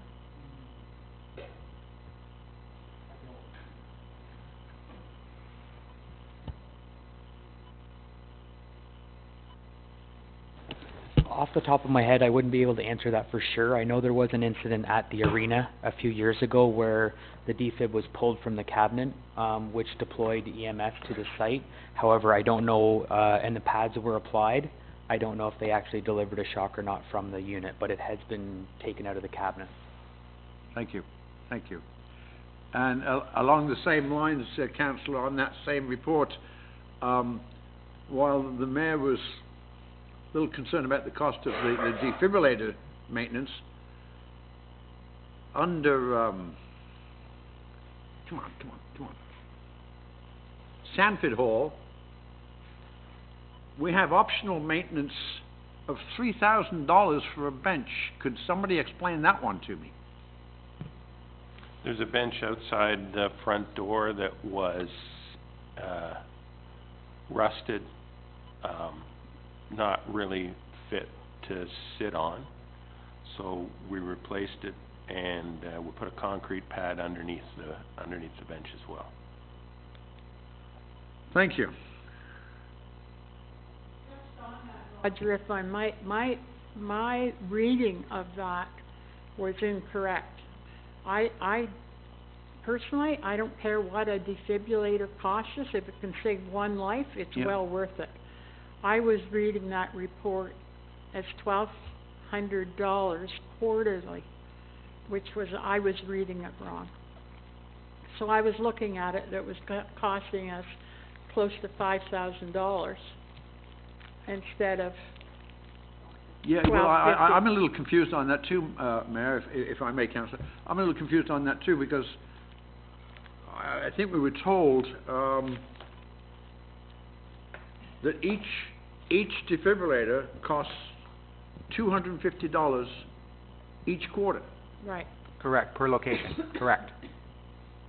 Well, But you're reading it probably the same way as I did, Roger. If you look right at the top of that page, it says music hall or arena or Zephyr Hall Center. Zephyr Hall. So each hall is $1,000 per year for that defibrillator. So if we have 5 halls, it's 5,000. We have 7 halls, it's 7,000. I'm still in a fog. Thank you kindly, Councillor. Does that help or no? I think what's throwing it is this word, quarterly shows up in some of the lines, and then it doesn't show up quarterly as in the music hall. I think that's what probably did it, right? Any other questions from the press? Public? Bob? Elaine? Elaine? Close this meeting of Public Works and pass it to Finance and Committee. Planning and Economic Development, I'm sorry, Councillor Hyatt. Thank you. I'll call to order Planning and Economic Development Committee. Report GH 117. Question? Pam? I think it's a really good idea to form a committee to deal with the east end of Brock Road with the culvert coming up. It's the right time to be getting stuff into place for some revitalization. Okay, thank you. We'll just start down there, Dave. Yeah, I'd love to be part of that committee if you would accept me, Councillor Sorry? Hyatt. I'd love to be part of that committee as well. Well, this is just the steering portion. Once we get into, this is basically a review of the documentation to get the ball rolling, and then once we come back to council, we'll have a better idea of what we're looking at. Okay. So, I'm not excluding you. All I'm saying is it's a little early in the process yet. Okay. Councillor Ballinger. Yeah, I agree with the report. I sat on that committee before. I think there's a lot of merit in it, and thanks very much for putting the report in. My pleasure. We've talked, you and I, ad infinitum about this, so I think this is great, and that's fantastic. Thanks. Okay. Mayor O'Connor? On page 112, what does initiate the review mean? Well, there's a bunch of documentation. I don't believe you were on council at the time. There were several pieces of documentation from the Uxbridge 2020. There was the revitalization plan. So this is just reviewing of those documents? Is that what that means? It's to bring it up to today's standards, I guess. Okay, great. That's the first step in the process, and then once we do that, then we'll know if there's anything else that we need to come out of it. So. Okay, and just on page 113, Mm-hmm. the 1, 2, 3, 4, fifth paragraph down, it says an update to the town, downtown action plan. Mm-hmm. The fourth line, where it starts downtown and at council's discretion could include a new, it should say will include. I feel very strongly about that. There's no point reviewing something if you're not going to look at Well, I think, other things than what you did in 2006. well, I think, again, this is the first step in the steering process, is to reevaluate what we've done. If it does speak to doing a new visioning exercise, then absolutely. I think that's something that we could look at. Okay. But I think the idea basically here is to strike the committee, and then once we've had a chance to review the appropriate documentation, then we'll come back to council with an appropriate recommendation. Do you have anything? No? Okay, can I get a motion, please? Pam, any questions? All in favor? Carried. Report DS 5617 from Liz Howson. This is regarding accessory buildings in the township. Councillor Malloy. I'd just like to move the recommendation. I think it's been a while coming. Thank goodness we've done this. I think it's a good idea. There's going to be some bugs maybe. I know there's some issues maybe with whether you have 2 hectares or whatever. I mean, there's a few things that might come up we may have to discuss later, but it's a great idea. Yeah. Great start. Great. Any other questions? No? All in favor? Carried. Report CAO 1017. This is regarding the CIP funding for the downtown. Questions? Questions? Mayor O'Connor? Question I have here, what role does council play? Ingrid, you want to speak to that? The way we had explained the process before is that the CBO and the CAO, just for the first round, because we're going to kick it off and try to work the bugs out of it, we would make the recommendation to council. So we would provide council with a copy of the applications. We would provide council with our recommendation based on what we want to do is take that checklist and assign some points to it, and then send it back to council and say, we feel these are the projects that we would like to recommend to council for consideration. So council in turn has the right to add or delete from that Absolutely, list, yeah. okay? And my second point would be, will the Heritage Committee have any input? Yeah, we talked about that in a previous report as well, that where properties have buildings that are heritage in nature, not necessarily designated, that we would refer a copy to the Heritage Committee to provide comment. We didn't give the Heritage Committee the authority to make a decision on the application, but to provide comment on the application. That's all I ask. Any other questions? No? Could I get a recommendation or a motion, please? Oh, sure. Yeah, what I will do is, we'll get the points assigned to that checklist for those questions that are, the questions that are listed, and we will bring that back in before we actually kick off in December. Any other questions?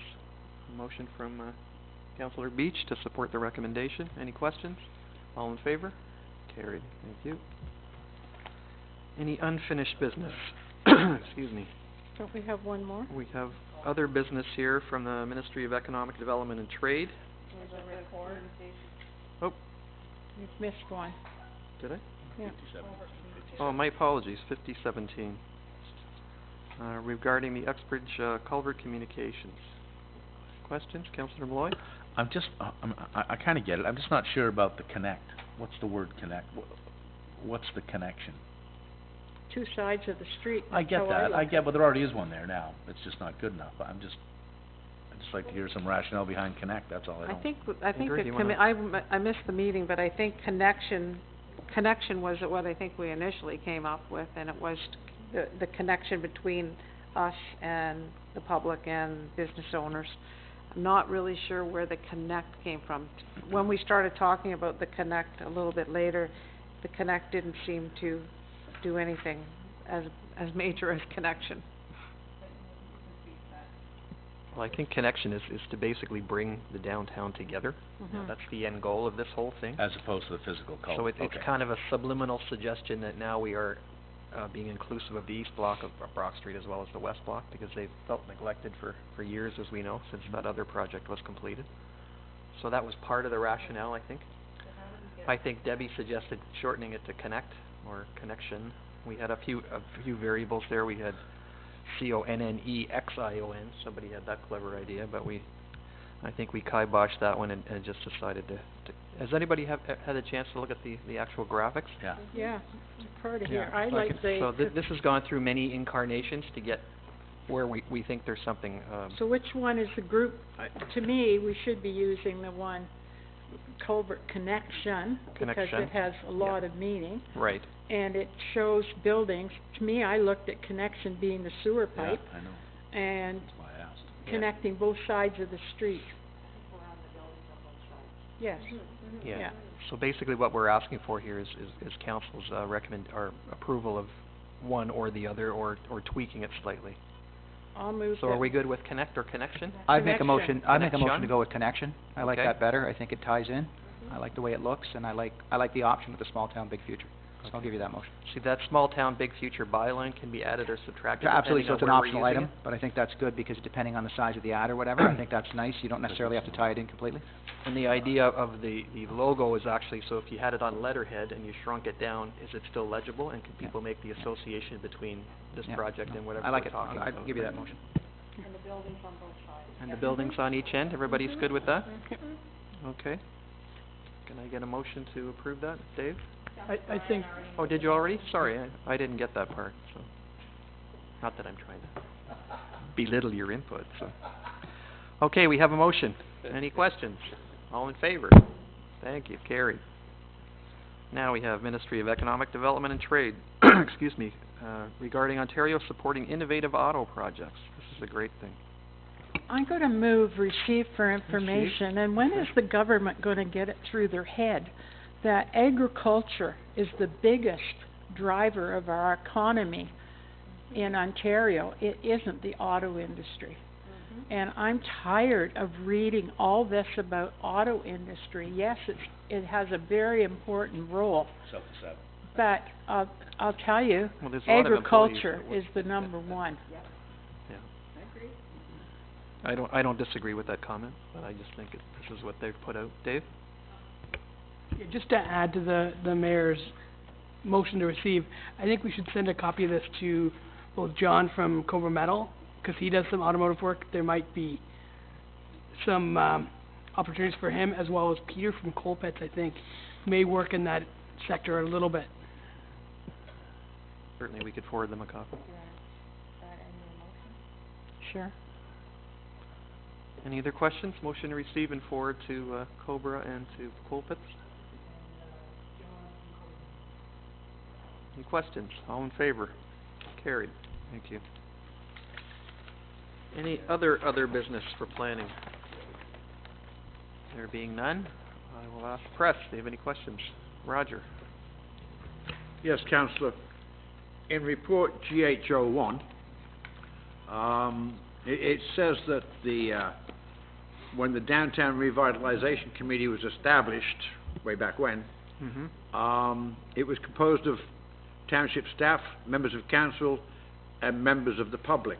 Right. And yet you are now saying, that a new committee be formed, but it does not include members of the public. Can you explain why? At this point, Roger, what we're trying to do is start a steering committee. In other words, it's a steering committee. It's not going to be the overall package, if you will. Once we decide, you know, as the mayor's brought up the idea of a revisioning exercise, then we can start bringing in members of the public at that point. But the idea of this is basically to review the documentation and decide, does it need to be upgraded to 2017 as opposed to 2009. So a lot's happened, as we know, in the last 10 years or so. So we have to decide, you know, what road do we want to go down. That's number one, and then we bring in the people as required, and that's, or other councillors and or members of the public could be appointed to that committee, to a full committee, not just a steering committee. The idea of this is basically get the ball rolling and then go from there. Does that answer your question? Yeah. So we're not excluding the public whatsoever, so. It's thank you. A documentation inventory, that's a good definition, so. Any other questions? Sure. That same report. Was it just received for information, or did you guys accept the recommendation? Yeah, the recommendation was recommendation, approved, yeah. Thank you. You're welcome. Moya, anything? You're good? Members of the public? No? Then I will adjourn planning and economic development and hand it to Mayor O'Connor for administration. Committee meeting to order. Correspondence 180 is the AMO Bill 139 regarding OMB reform, and I would like to see us support AMO's position. Councillor Malloy. And I would like to make that motion. One of the big issues is a date. There needs to be a date, and it can't go on forever. They got to establish something, and some of the recommendations are first reading, and they have to do it for sure. So I would like to move that, support that letter. Thank you. All those in favor? Carried. 181, Town of Oakville, Bill 139, OMB reform, and I think we just need to receive it. I'll make a motion to receive it. Thank you. All those in favor? Carried. Region of Durham, 17 farm tour. It was an excellent tour, and I want to thank those members that were able to come from Uxbridge Township. We had the largest contingency of councillors. In fact, our councillors outnumbered every other municipality in total. So, as usual, yes. So I want to thank you for taking time out. And I do have some figures coming to you regarding the amount the horse industry actually provides an economy. So that will be in your next agenda. Okay? Councillor Barton. Just a comment. After that, I'd post something online about our day, and Dan Pollard asked me to come in, and I brought in Mike Rasbrow. And we talked about both the dairy industry and the equine industry for a fair bit of time. It was a really good interview, and it was great that Mike could come and join me for that, because I didn't know enough about dairy to speak intelligently. No, that's great. Okay, so I think we just need to receive this. Councillor Bryan, all those in favor? Carried. The next report is regarding the Uxbridge Studio Tours, and what they're asking is if we could include some monies in our 2018 budget.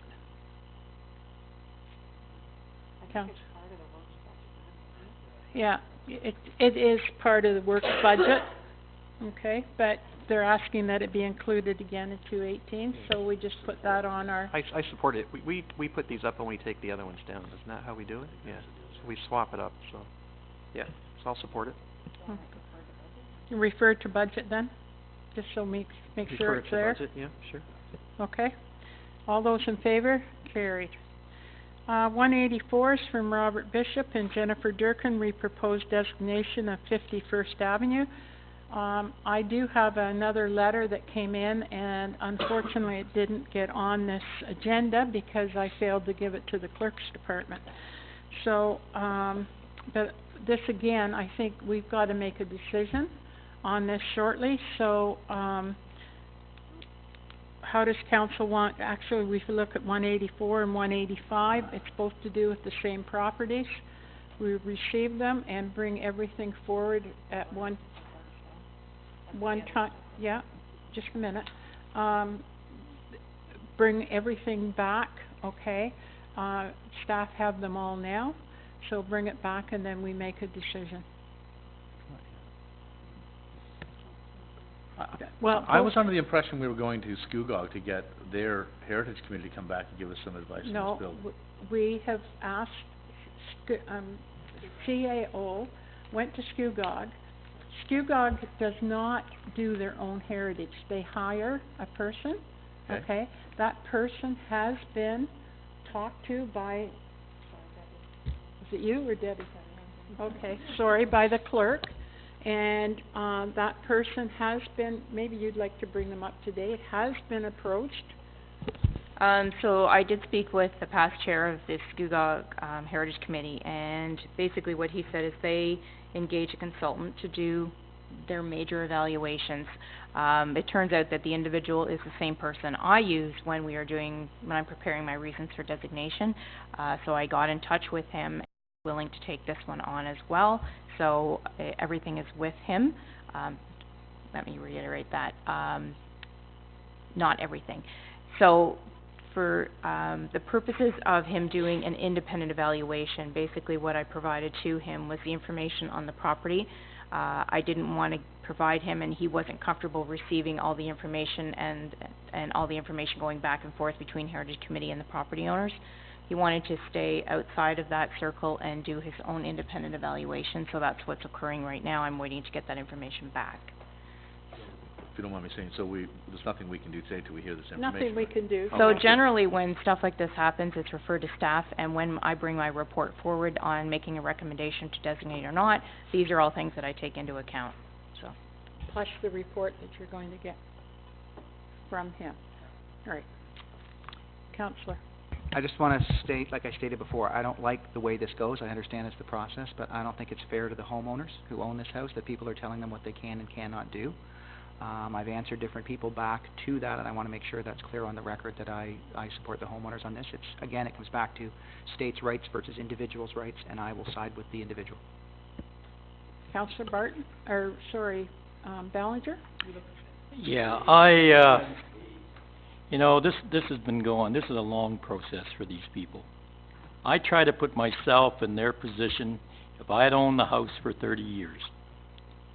And I look at, it's already been divided, I want to go through all that kind of stuff. I'm just saying, I support the homeowners here, 100%. Okay, thank you. So, you've got two, sorry, Gord. Yeah, thank you. I guess through you to Debbie, when do you anticipate this coming back? I mean, I know I keep asking that, and I sound like a broken record. I mean, the homeowners are kind of hanging in limbo here. They want to know where council stands on this, and if we're waiting for this guy or whoever to do his evaluation, how long is that going to take? Do we have any idea?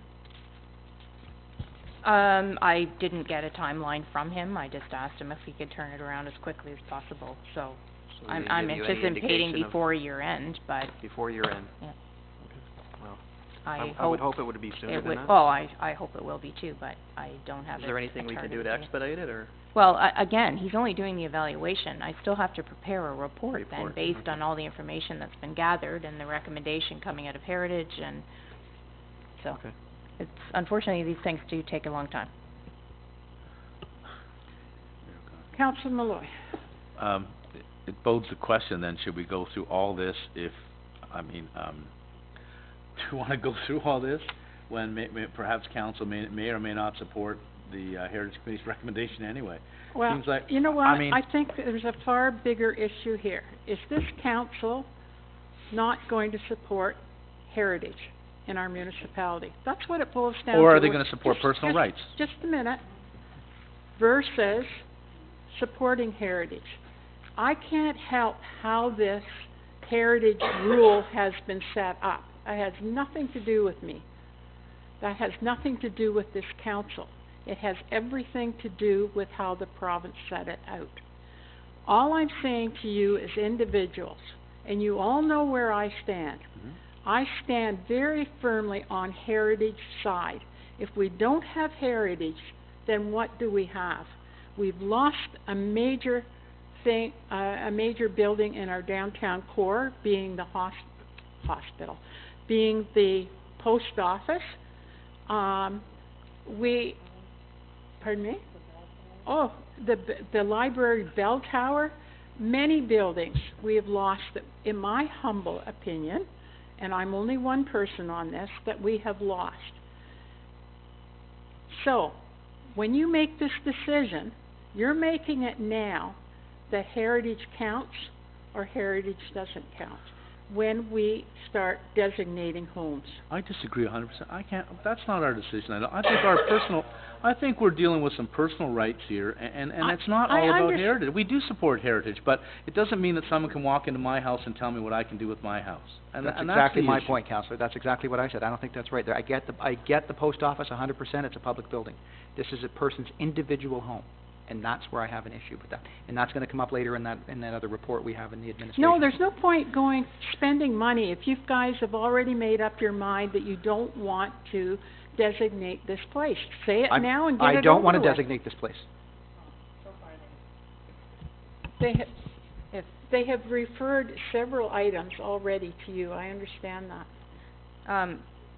Through you, Madam Chair, I think in all fairness to the process, and I think you need to look beyond just an individual homeowner's particular concerns, that there is a process here. We do follow through with recommendations from our committees, which this has been. And at this point, it's been a banter back and forth, and I think what you need to say so that you can make an informed decision is wait for the report to come forward that basically puts all this information together, and that you can have a good hard look at it, and whatever your decision ends up being at the end of the day, you can firmly say, I have looked at all the issues, I've looked at all the concerns and the recommendations, and this is the decision that's been made. I mean, this is a committee, it is a volunteer committee that you, as council, the township, has appointed. And in all fairness to that group, their recommendation, their research, etc., not only from that, but from the perspective of the homeowner and all the concerns and comments that they have brought forward, to just make a decision without having all that information gathered and put together, I think it would be unfair to the entire process on both sides. Mayor O'Connor, I don't mind waiting for the report, but we have seen a lot of information. We already had the request from Heritage Uxbridge to designate the place. I think we've read a lot of information on this already, but I'll wait for the report. That's the process. I don't mind, but we've had a lot of information on this project already. So you're gonna have to make... I'll wait for the report. Yeah, but there'll be another decision made then too, because if you're not going to support Heritage Uxbridge, then they no longer need to be a committee of council. Okay, so what do you want to do with 184 and 185? Receive for information, refer to staff. Councillor Burton. Yeah, I'll give you a motion to receive for information and have staff added to the report that is coming before year end. Thank you. All those in favor? Those opposed? Jack? Yeah, I'll wait for the report. Moving on to reports of committee, and as I said, I do have another one coming regarding this matter. Unfortunately, it didn't get on my, it didn't get to the clerk in time for Friday's agenda. Okay, you do have several reports from the yeah. Okay. So you have report 186, 187, 188 of from Robin Coombs, the chair of Heritage Uxbridge. How do you want to deal with them? Sorry, Mayor O'Connor, I don't want to offend them, but it looks, I mean, it's like, all of a sudden we've got, I don't know what, 30 or 40 places designated out of the blue. It seems like it's pretty rash to me. I think we would certainly need... They're not designations. I know, I understand, but... Yeah, but that's the word you use. Well, I don't mean that. I mean that they're going to be put on a list. And I presume that each one of them will come back individually with why and what the criteria was for each one of them. No, I'm not going to ask them to do that until such time as we know whether in fact we're interested in Heritage. Well, I totally disagree with your approach, Mayor O'Connor. It is not, we all agree with Heritage. To take this one example, one house that someone lived in for 10 years... These are all houses. I understand. Okay. You're taking one piece of property and making it sound like listen. we're all against Heritage. And that's not appropriate. We're not against Heritage. But we also have personal rights, and you have one house in question here. And that doesn't mean this Heritage Committee's garbage. It means we still listen to what the Heritage Committee says, but we do have the opportunity to say yes or no. That's our position here. These are all houses. Yeah, I understand that. So... Well, you're asking us to wait because you're suggesting that if we turn down the proposal for the Sam Sharp house, then we don't support Heritage, so we may as well throw all these in the garbage. No, that is not what I'm saying. It's what I'm saying here is that 186, 187, 188 are all houses. Mm-hmm. So just receive it for information until I mean, are you going to pick and choose what house that you're going to designate, or, sorry, it isn't designation, it's Well, so- put on the, List. register? I'm just hoping that they'll come. I'm asking 'cause I'm at a total loss of where you guys are going. I'm just hoping they'll come back and say, this is why this house should be on the list, this is why this house should be on the list, this is why this house should be on the list. I So- think that's, I'm sorry, you know what, Sam Sharp's house doesn't make it, then I don't know what house would. well, he lived there 10 years. I won't get into it now, we'll wait for the report. So generally, when recommendations come from the Heritage Committee, again, it's referred to staff. I usually prepare a report. In that, as part of it, the report is a schedule, and it breaks down all the pertinent information. It gives a legal description, and it gives the information with respect to why, if someone lived there, if something happened there, or the history on the property as to why it's being put on the list. It's just a quick little blurb. It doesn't get into the details specific as to what designation information would, and that's usually brought back then to council or committee for consideration. How do you want to treat these 186, 187, 188? I'll just receive them for information at this time. You? I don't, whatever you like, if that's what you'd like to do, yeah. It's Well, up I to mean, you. I'm just gonna Receive for receive it, I'm information. just gonna receive it, there's not enough information for us to make any decisions here. If you want to go to staff for these reports that I asked for, that's fine. Receive for information. All those in favor, receive for information. Those opposed? Motion's carried. 189?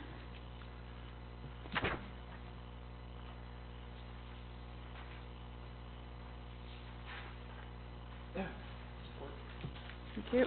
All those in favor? Carried.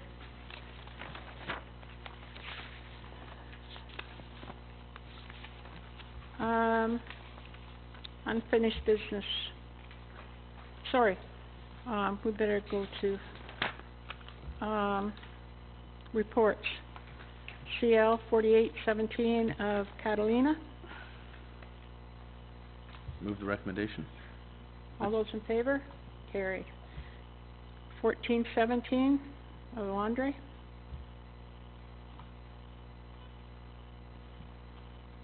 Councillor Hyatt. Excuse me, I'll support the recommendation. Just a question, Deb. When they bring in their, what do they do? Come on Like up, a Andre. monthly report on how many tags they sold? Is that how they do this? Oh, there you are. Yeah, the person that was looking after it, did a monthly tracking. Did they? So, different setups for here, obviously it's produced for my benefit, for payment, and then for Scugog, they're reimbursed separate, on a separate system. So how do over you there. determine the 6 licenses as the threshold for the bonus? Last year we set that threshold at 9, and what we found is that 9 is too high of a number. So, I have the stats to show that, it's too high of a number.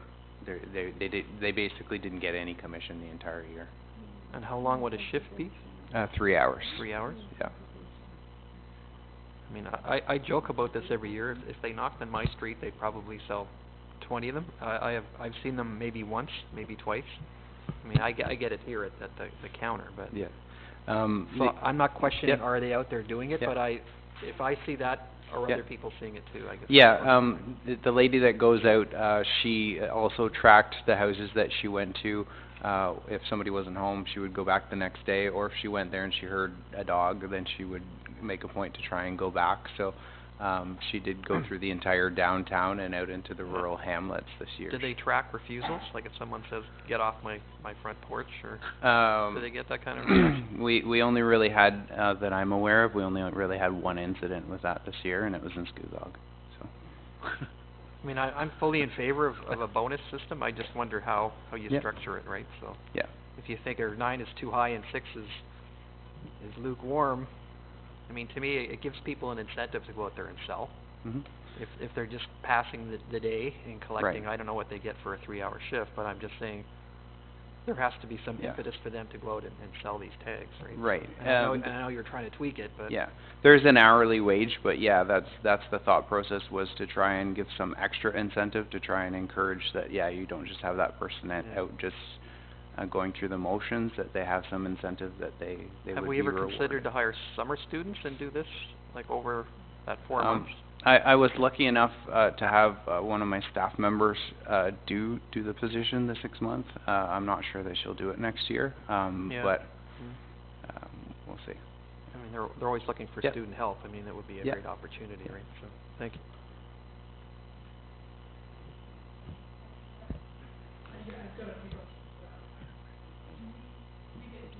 All right, do we get email addresses from the people with dog tags? I don't believe that we do on the licensing application. I don't believe that there is a spot for email addresses. Okay. So when they fill out their application, I don't think there's a line along there for email addresses. Okay, and then, we still don't have an e-commerce system where we can do this, where we can have people do this online, do we? There is some systems that are available that are utilized by other municipalities. I'm not sure that the township has been approached by one of the companies, but there are companies that do it basically online. Okay. Yeah. And then, and same with parking tickets, you can't pay those online yet, right? No, I'm in the process of working, I continue to work on that issue. Basically what it is our complaint tracking software doesn't integrate magically with the system that we chose to do the online tickets, so we're still managing our way through that. Okay. It's been quite challenging.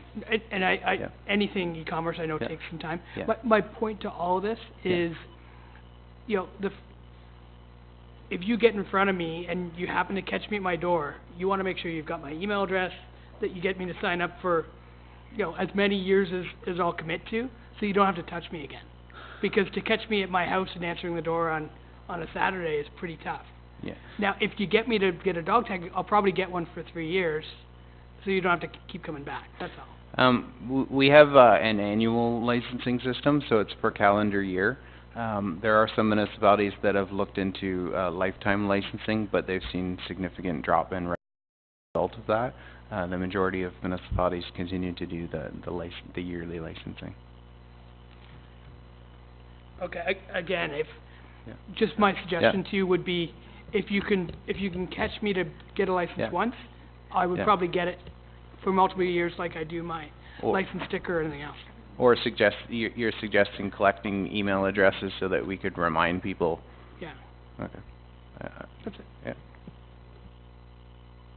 Yeah. Donna just pointed out that every taxpayer in the township, although some go to mortgage companies, they get a notice inside their tax bill how they can get a dog tag. There's a copy of the application form in there. Yeah. Just No, so you know. No, and I know that comes in. It's never motivated me to it's motivated me to say, yeah, I should probably go to the township office, but I don't actually do it, and I'm here almost every day. Agreed. Just a quick question, Andre. On Yeah. the $17,000, we sold about $17,000 more in dog tags. What would it have cost us in salaries to get that $17,000?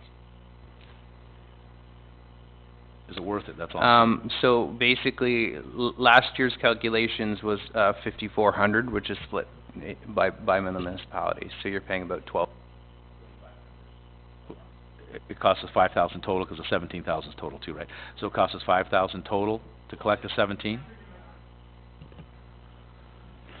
Yeah. Yes. 5,000 to collect the 17%. Correct. Yeah. Thank you.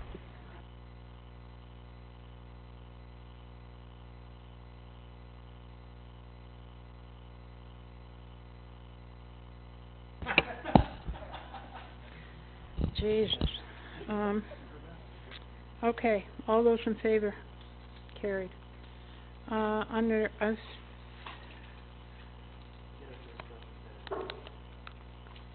Other business, Ministry of Finance retaking next steps to identify cannabis store locations. Councillor Hyatt? Have we had any input from the province on this? We haven't, but the 14 stores are identified on that web. No, the closest one to Uxbridge is Toronto. surprising. And I'm sure they're gonna go there to buy it. Okay, thank you. Just, Your Worship, on the radio this morning, it was announced the closest one to Uxbridge is gonna be Vaughan. Okay, like we really need to know that. What's council want to do with this one, please? Receive? Thank you. All those in favor? Carried. Ministry of Finance and Federal Legalization of Cannabis. All those in favor? Carried. Okay, press. Yes, Mayor. On the Heritage Uxbridge file, did I understand Ms. LaRue to say that we are hiring a consultant normally used by Scugog to do an independent evaluation of this property? That's correct. That's correct, thank you. And there's no timeline for when that evaluation will be made? We hope to have her report back, which will include his, by the end of the year.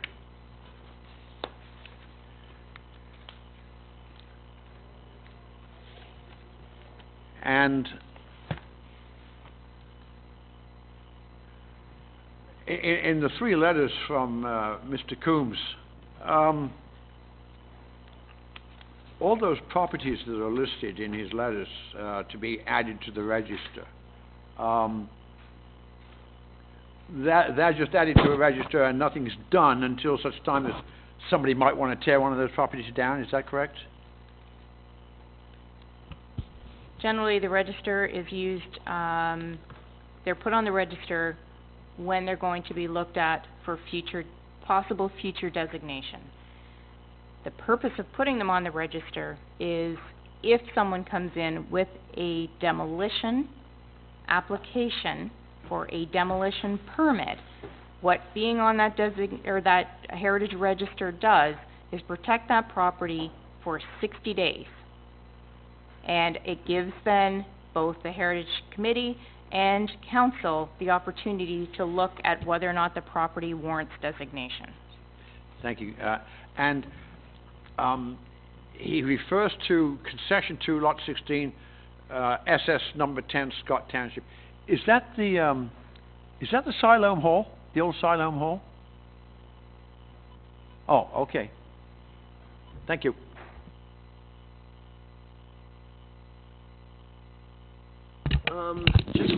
I have a question regarding the Culvert Communications project downtown. I know you guys selected the logo for it today, but is there any other updates regarding that project and where you guys are at currently? Regarding specifically, do you have any specific questions about it, or? Regarding the project, how you guys done anything since your last update? I know you guys chose the logo for it, but you guys, I know you got the grant for it, so you guys. That was where I was going to go. The red grant, which is through OMAFRA, they've given us up to $20,000, which we have to match, so it's a $40,000 program. What that is basically a marketing plan, and it will include hiring a facilitator to, I guess, basically communicate that information from the township down to the residents, to the store owners, anybody that's involved in the downtown core. So that's forthcoming. We haven't reached that level yet, but the funding has been approved, so we do have that money if we need to draw on it. Do you want to add anything to that? No? Can say that we should be rolling out some communication shortly on the actual project. We just finished an exercise this morning to look at Q&As for what we can release, and I believe that our communications staff member will be putting something together, so hopefully not too long. Just one last quick question, if I may. When is the carpeting and when are they going to be replaced? Well, we hope that it will be replaced sooner than later. As we said, as the clerk mentioned today, that tender through this process. We haven't determined colors or anything. My suggestion was to her the other day that we don't touch the floor until till we choose the coloring for the panels, but I would hope we'd have it all done by before the end of the year.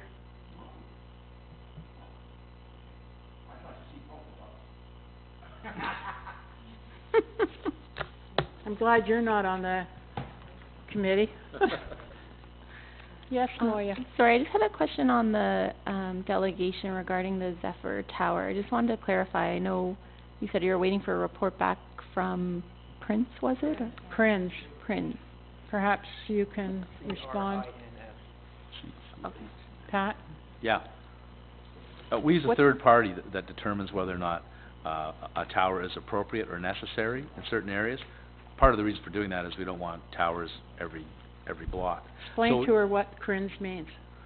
I don't know what the, I don't know, can't remember now. CHRINS. What the township did a long time ago is they entered into an agreement with CRINS, and Which is? basically, well, I'll have to email you on that. Okay. But basically, what it does is that they're a company that can actually do the technical evaluation on towers. We don't have anyone on staff that can. Okay. And so what we've done is we've hired them and given them the authority to do that investigation on whether that tower is appropriate or not.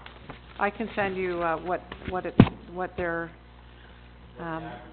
acronym It's for is. Canadian Radio Communication Information Services. So it's not the decision or the report doesn't really have to do with the service, just the tower, like the actual They structure? deal with the location mostly, and Location. whether the service is what we're looking for and what the residents Oh, are looking okay. for. They're just a third party that has more expertise than we have. And so the next step is that report comes back and then council Can we will have make its one decision? conversation, please? Then council will approve it. Okay, and then that would be the last step? Yep. Okay. Anything else, Moya? No, that was all, thank you. Mr. Bishop? Go ahead, please. Yep.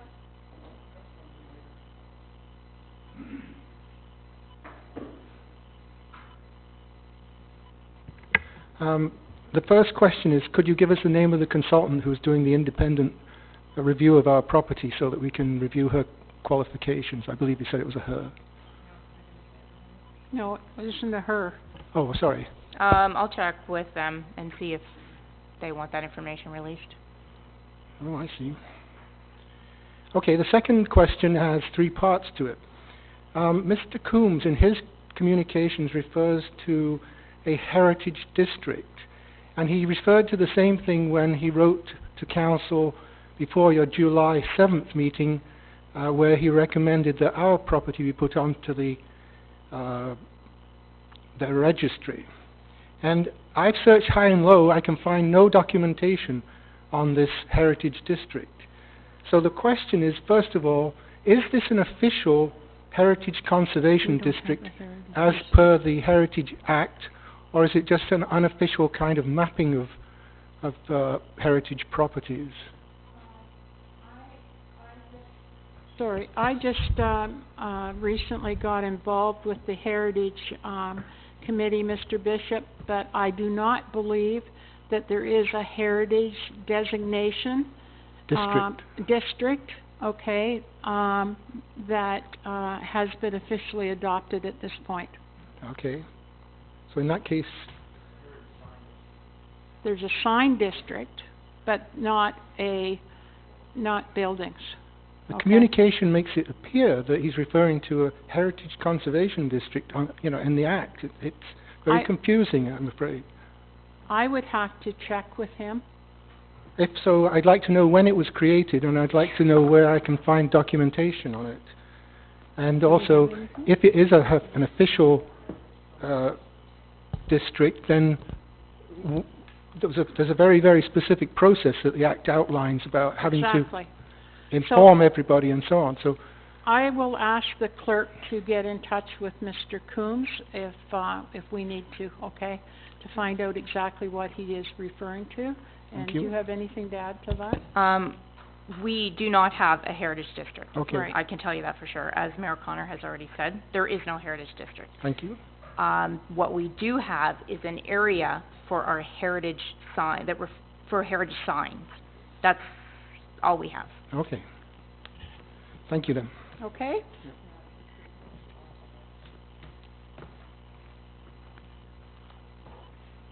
All right, I would like a motion now to go into camera.